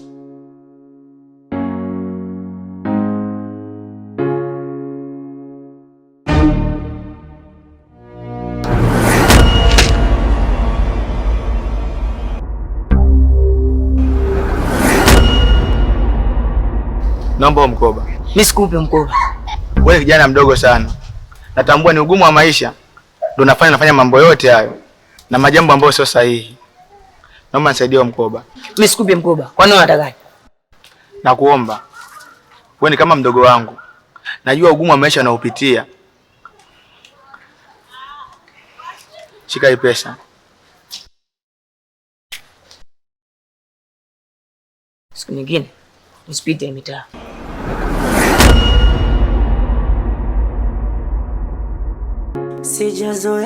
Sijazoea kila kitu kufanya mwenyewe.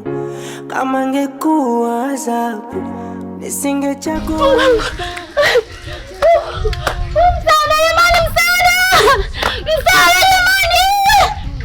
Msaada! Mwanangu umepata. Asante mwanangu. Asante. Wewe kaka mpumbavu. Mtoto mdogo lakini anategeza ajabu. Umepata mwanangu. Asante baba. Chungu kimoja, mbona wenzangu mnavioja? Mambo yatajikoroga, msikate uwa mtakosa boga.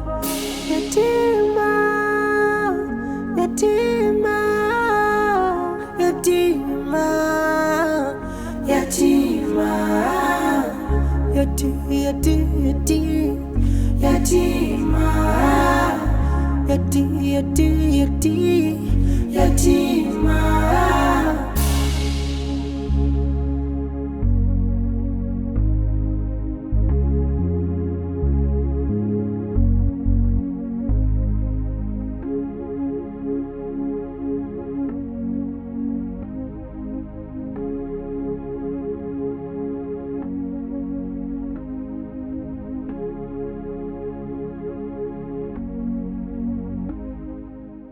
Maelekezo hujaelewa?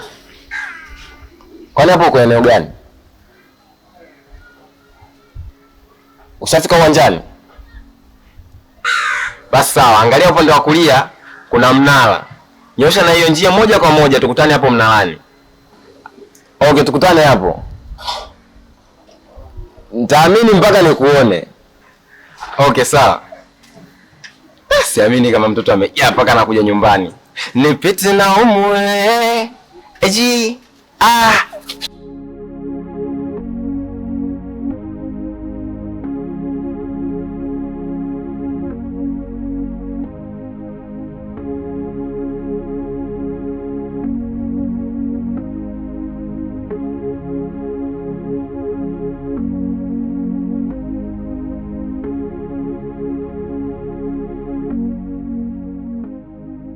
Halo, uko wapi?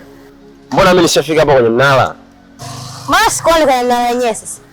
Umepitia njia gani kwani? Au umepitiliza?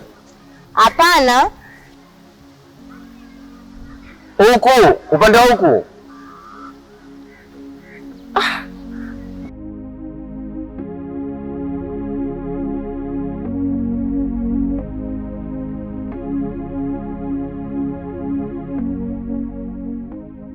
Wow.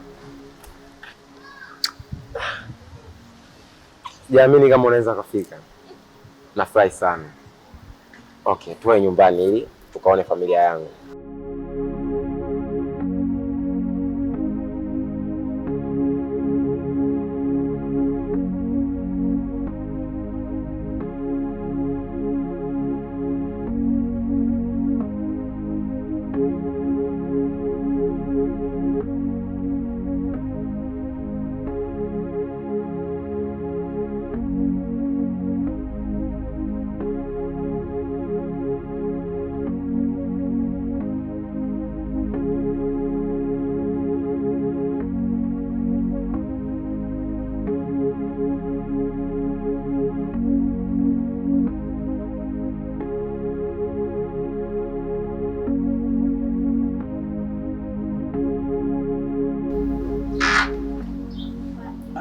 Karibu, usiogope.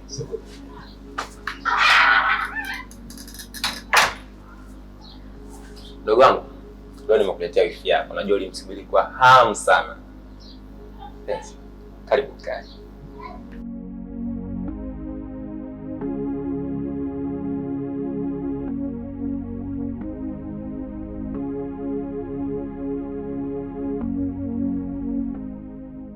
Mpenzi wangu, mdogo wangu anaitwa Nuru. Nafurahi kukufahamu Nuru. Karibu sana wifi. Jisikie upo nyumbani. Oh, Nuru, huyu ndio wifi yako yule ambaye nilikuwa namsifia na nilikwambia taarifa zake. Namuona umejua kuchagua.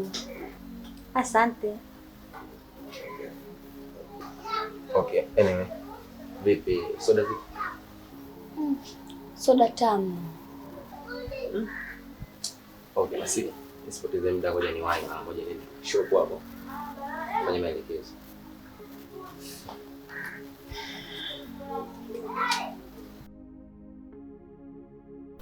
Karibu wifi yangu, jisikie upo nyumbani. Kweli kakaangu kajua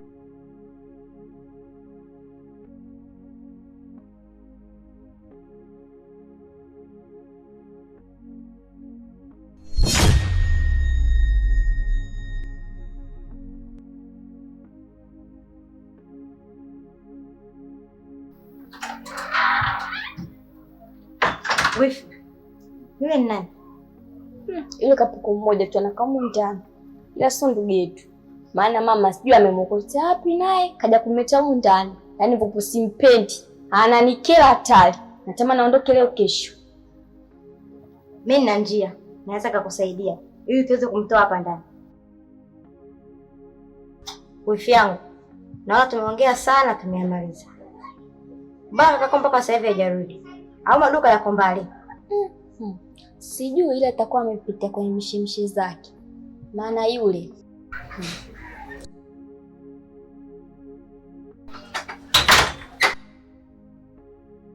Penzi. Sister.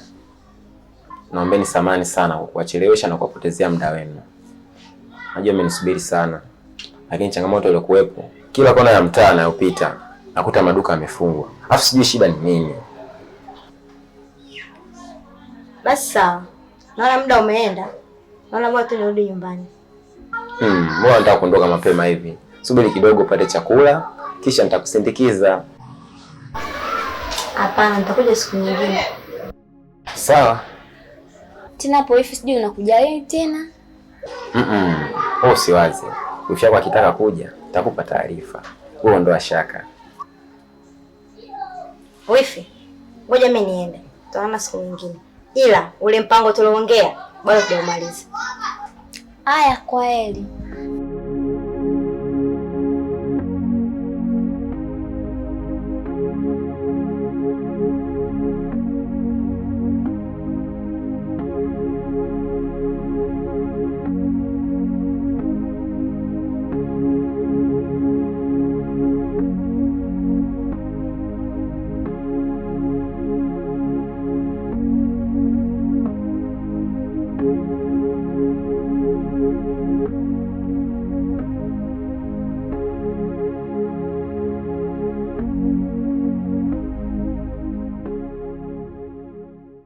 Shemeji, naona ushakuwa nsamboi wa Kimasai sasa hivi. Mapenzi mpaka kwenye vichochoro. Sawa. Ina maana yule mwanamke ambaye nilokukuta naye pale, inaonekana yule ndio mwanamke wako ambaye anakufanya na moyo dada yangu sio chochote, sio lolote. Mpaka unashindwa kumpa huduma zake za msingi. Shemeji, acha kuwa na fikra potofu. Hivi, unahisi yule ni mpenzi wangu? Yule ni kama mteja tu. Si unanielewa? Na pale nilikuwa nimeenda kuchukua pesa yangu. Kwa hiyo dhana ya kufikia kwamba yule ni mpenzi wangu, ifuta. Kwa hiyo unanitusi sasa. Si ndio? Kwa mimi sina akili. Manake nikimkuta mtu fulani yupo na mtu fulani kwenye engo fulani, sijui kwamba yule ni nani na nani. Si ndio manake? Okay. Sasa baadaye nitakuja huko nyumbani kwako huko ili mambo tuje kuweka sawa, na nitakuja na kubwa la maadui, na ndio utaposhangaa sasa, utavojua kwa nini mpaka leo shuka haina mfuko.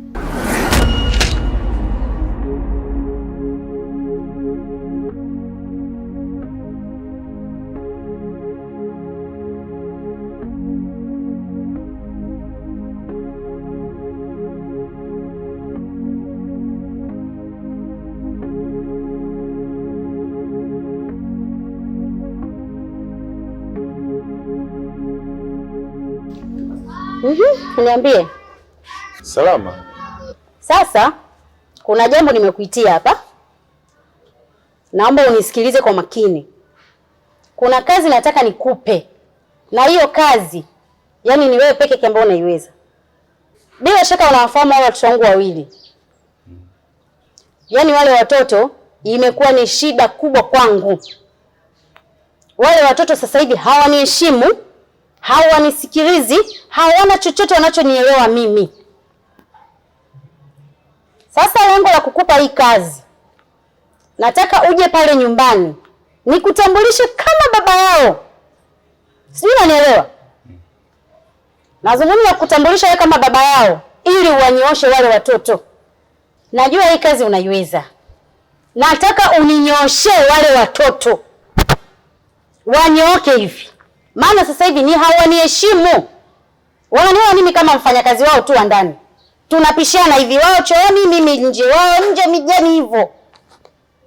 Kwa hiyo nataka uwanyooshe, wasimame wewe, uwanyooshe kama baba yao, waone wewe ni baba yao, sio kama waone wewe ni baba yao. Nadhani umenielewa. Kwanza nakupa pole sana, ila mpaka umekuja kwangu kwamba unajua kwamba mimi ni mtu wa kazi, na kuhakikishia kwamba hao watoto watanyooka, watafanya kila aina ya kazi ndani na watakuheshimu kama zamani.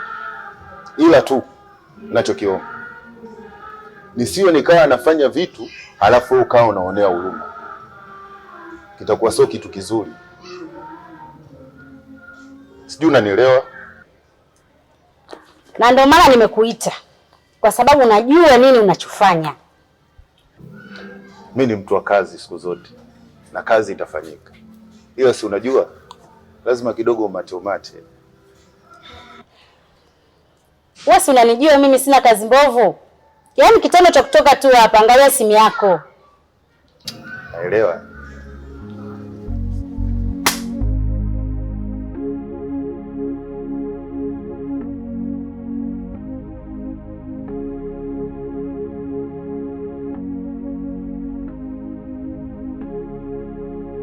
Nuru mdogo wangu, wifi yako na mwanaje? Pale kakaangu umejua kuchagua kweli kweli. Chombo Hatari.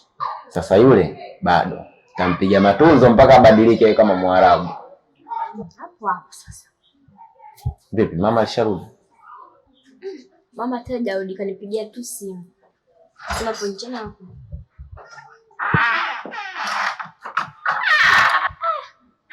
Mama hatajui.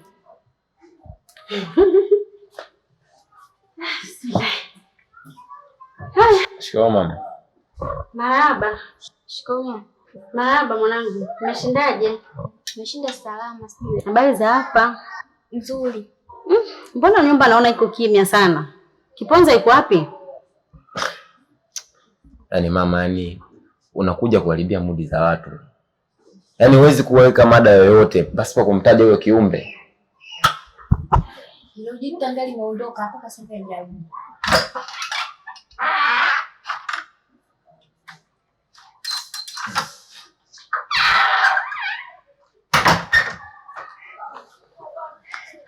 Vipi mwanangu? Shikamoo mama. Marahaba. Umeshindaje? Salama mama, nilikumisi. Nimekusubiri muda mrefu hata hujafika. Ndugu zangu kwema? Oya, hivi pesa yangu nanipa lini? Maana ni jasho langu. Haijalishi ni ndogo kiasi gani, nimeivujia jasho. Wewe uone ninavyoumia na matofali kutwa nzima, tunaogelea simenti. Nahitaji ninywe maziwa, nile nishibe, ili nipate nguvu za kufanya kazi. Watu wengine bwana, yaani wanipigia kelele kwa shilingi 10,000. Utapa kijela chenu. Hii ni asili yangu, siwezi kuacha utamu. Na nitapita na yoyote atakayekatiza mbele yangu. Najua hiyo ni luka yako, hawezi kuacha. Mimi sio kama wewe. Kuna watu huko nyuma wananitegemea. Laiti kama ikitokea nikadondoka hata sasa hivi hapa, nitakuwa nimekatiza ndoto za watu wengi. Hivyo basi nakupa masaa kufikia jioni uwe umenipatia hiyo pesa. Chungu kimoja, mbona wenzangu mnavioja? Mambo yatajikoroga, msikate uwe mtakosa boga. Yatima, yatima, yatima.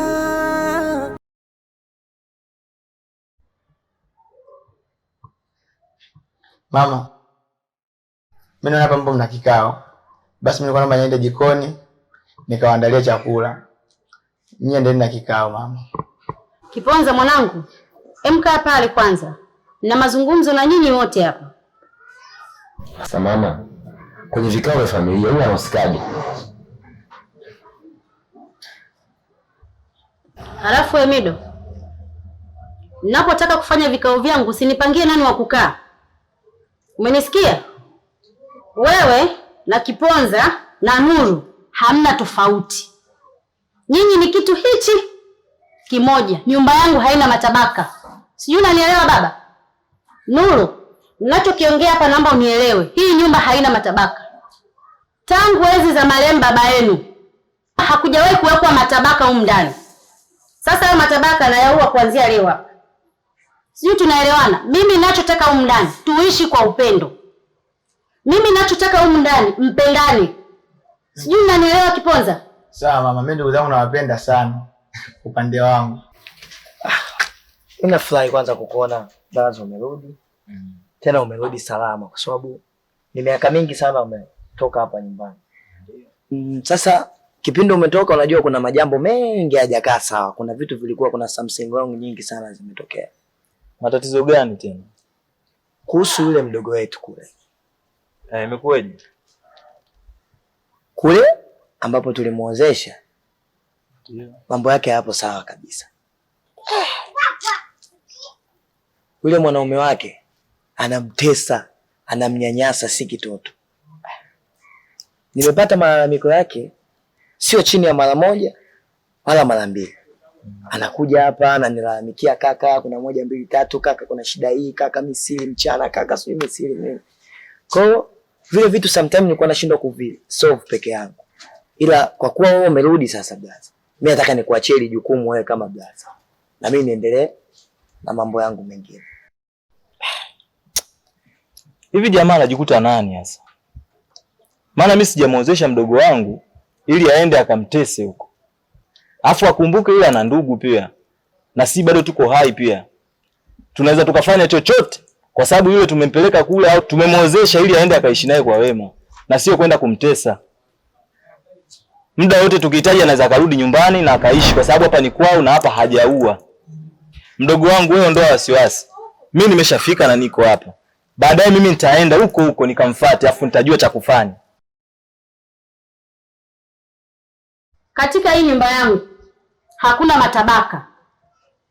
Sijui unanielewa? Wewe Mido, muone Kiponza kama mdogo wako. Wewe Nuru wewe, muone Kiponza kama kaka yako. Kiponza, Mido ni kaka yako, sio muone, yani ni kaka yako. Muone Nuru kama dada yako, kama mdogo wako. Sijui unanielewa?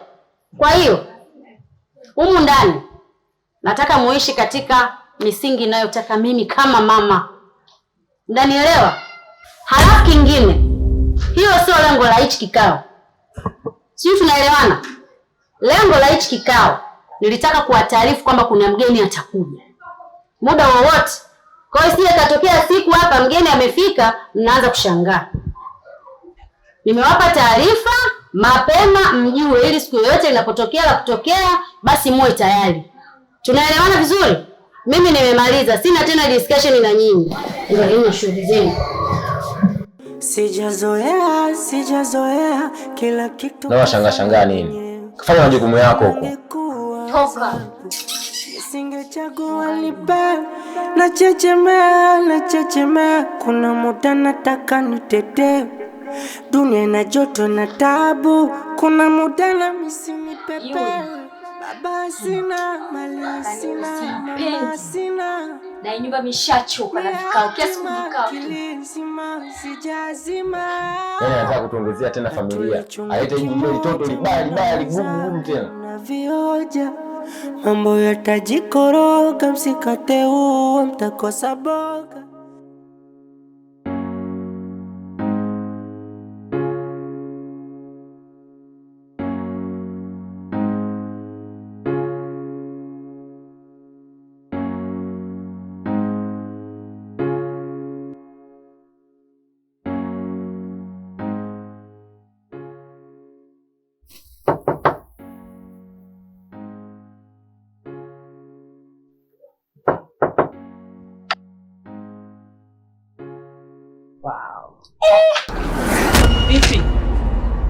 Vipi? Asubuhi kwenye majumba ya watu. Vipi kwani? Nimekuja kwa mpenzi wangu. Nimekuja kwa mpenzi wangu na mawazo. Nataka nije kwako nitulie. Ndio maana nimekuja hapa. Hivi wewe una akili timamu? Upo sawa wewe? Hivi unakumbuka mimi na wewe na mwisho tuliongea nini? Naelewa. Ila unajisaulisha, si ndio? Jamani. Ile basi kunielewa basi sipo vizuri. Wewe sikia. Umeona kuna mapumziko? Hivi unajua nani analipia kodi huko ndani? Unajua bili ya maji au bili ya umeme huko ndani? Unajua thamani yangu wewe? Afu toka uko unapotoka uje kupumzika ndani kwangu. Penzi. Nielewe basi. Mshia kwamba nimechoka. Nataka nikae na wewe tupumzike. Una akili timamu kweli wewe? Unakisikia unachokiongea? Alafu nilishakwambia mimi na wewe makutano yetu mpaka tutapokuwa na hela. Una pesa, sitaki makutano na wewe kirejareja tu. Umenielewa? Umenielewa? Aya, umekuja hapa kwangu, umekuja una nini? Zaidi ya mikono mitupu tu hapo. Una nini ulichokuja nacho? Afu sikia, usinipotezee muda, maana nilikuwa na safari zangu za kwenda kutafuta hizi. Sitaka kapumzike. Wewe baba mwenye nyumba, unafungua huko ndani. Aingia kapumzike.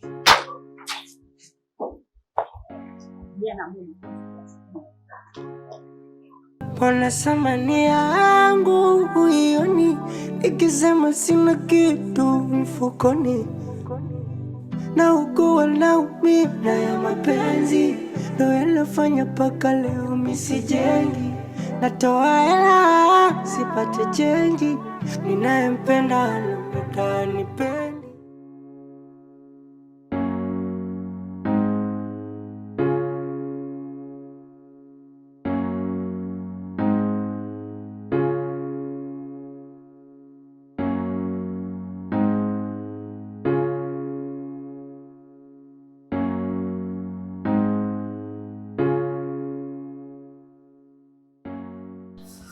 Hivi boya, naona una relax na kujiachia huko ndani kama ni kwenu, si ndio? Unasahau hapa ni kwa nani? Na umekuja kama mbwa tu. Agizo nataka utusikilize sisi, mimi na mdogo wangu. Kinyume na hivyo, utaondoka huko ndani. Labda mimi sio Midos. Mzee wa. Sote ni ndugu, ni damu moja. Lazima tupendane. Ndugu? Wewe na ndugu na nani? Ndugu zako ni machokora wenzio wa mtaani. Sio sisi hapa ambao tunajua kuvaa vizuri, kuishi vizuri. Tena na wasiwasi. Wewe na mama inawezekana mmehusika katika kifo cha baba. Maana soko karibu huo. Nenda kae na machokora wenzio huko. Sijazoea kila kitu kufanya mwenyewe. Kama ingekuwa adhabu nisingechagua nipe. Nachechemea, kuna muda nataka nitetee. Dunia ina joto na tabu, kuna muda na misi nipepewe. Baba sina, mali sina, mama sina, miatima kilizima sijazima. Hatuli chungu kimoja, mbona wenzangu mnavioja? Mambo yatajikoroga, msikate uwa mtakosa boga. Yatima, yatima, yatima, yatima, yatima, yatima.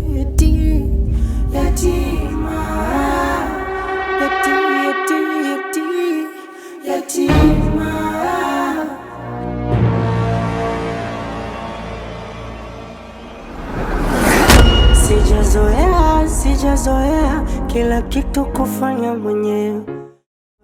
Sijazoea kila kitu kufanya mwenyewe. Yani bado lishakata. Sasa hivi tu nimeweka GB. Yaani wewe mdada mzima, mrembo, umeumbika, unahangaika na kabando kabukujelo. Yonga na maisha bando. Maisha bando?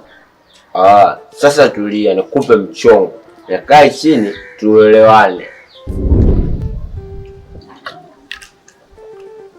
Sasa sikiliza mrembo.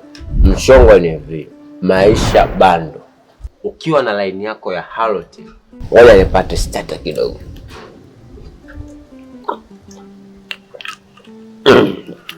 Enyewe. Sasa maisha bando ni bando la uaminifu na unapata GB 10 kwa shilingi 10,000. GB 15 kwa shilingi 15,000. Yaani ni kitonga kamseleleko. Hilo bando linadumu kwa muda miezi 6. Huyo maisha bando nitampataje? Andika namba. Nipe namba zake. 06 25 07 00. Malizia na 68. Jina linakuja Baraka ya Haya. Huyu jamaa ni mwaminifu. Ukituma tu bando lako unalipata hapo hapo, yani ndani ya sekunde 20 hazifuki. Unaingia mtandaoni tu. Kweli? Nikimtumia 10,000 ninaweza nikapata GB 10 kwa muda miezi 6? Maana matapeli wamekuwa wengi siku hizi. Ondoa shaka mrembo wangu. Mpaka mimi nimeingia kwa maisha bando, ujue ni uhakika 100%. Basi sawa, ngoja nijaribu nione. Mbona una haraka? Jibu langu vipi na mimi Samboy, maisha bando yapo tu, yani tunaperuzi, ila mimi kwanza mrembo. Wewe naye. Hebu kwanza ngoja ni focus na maisha bando. Maisha bando kwanza. Basi sawa, tuperuzi yote.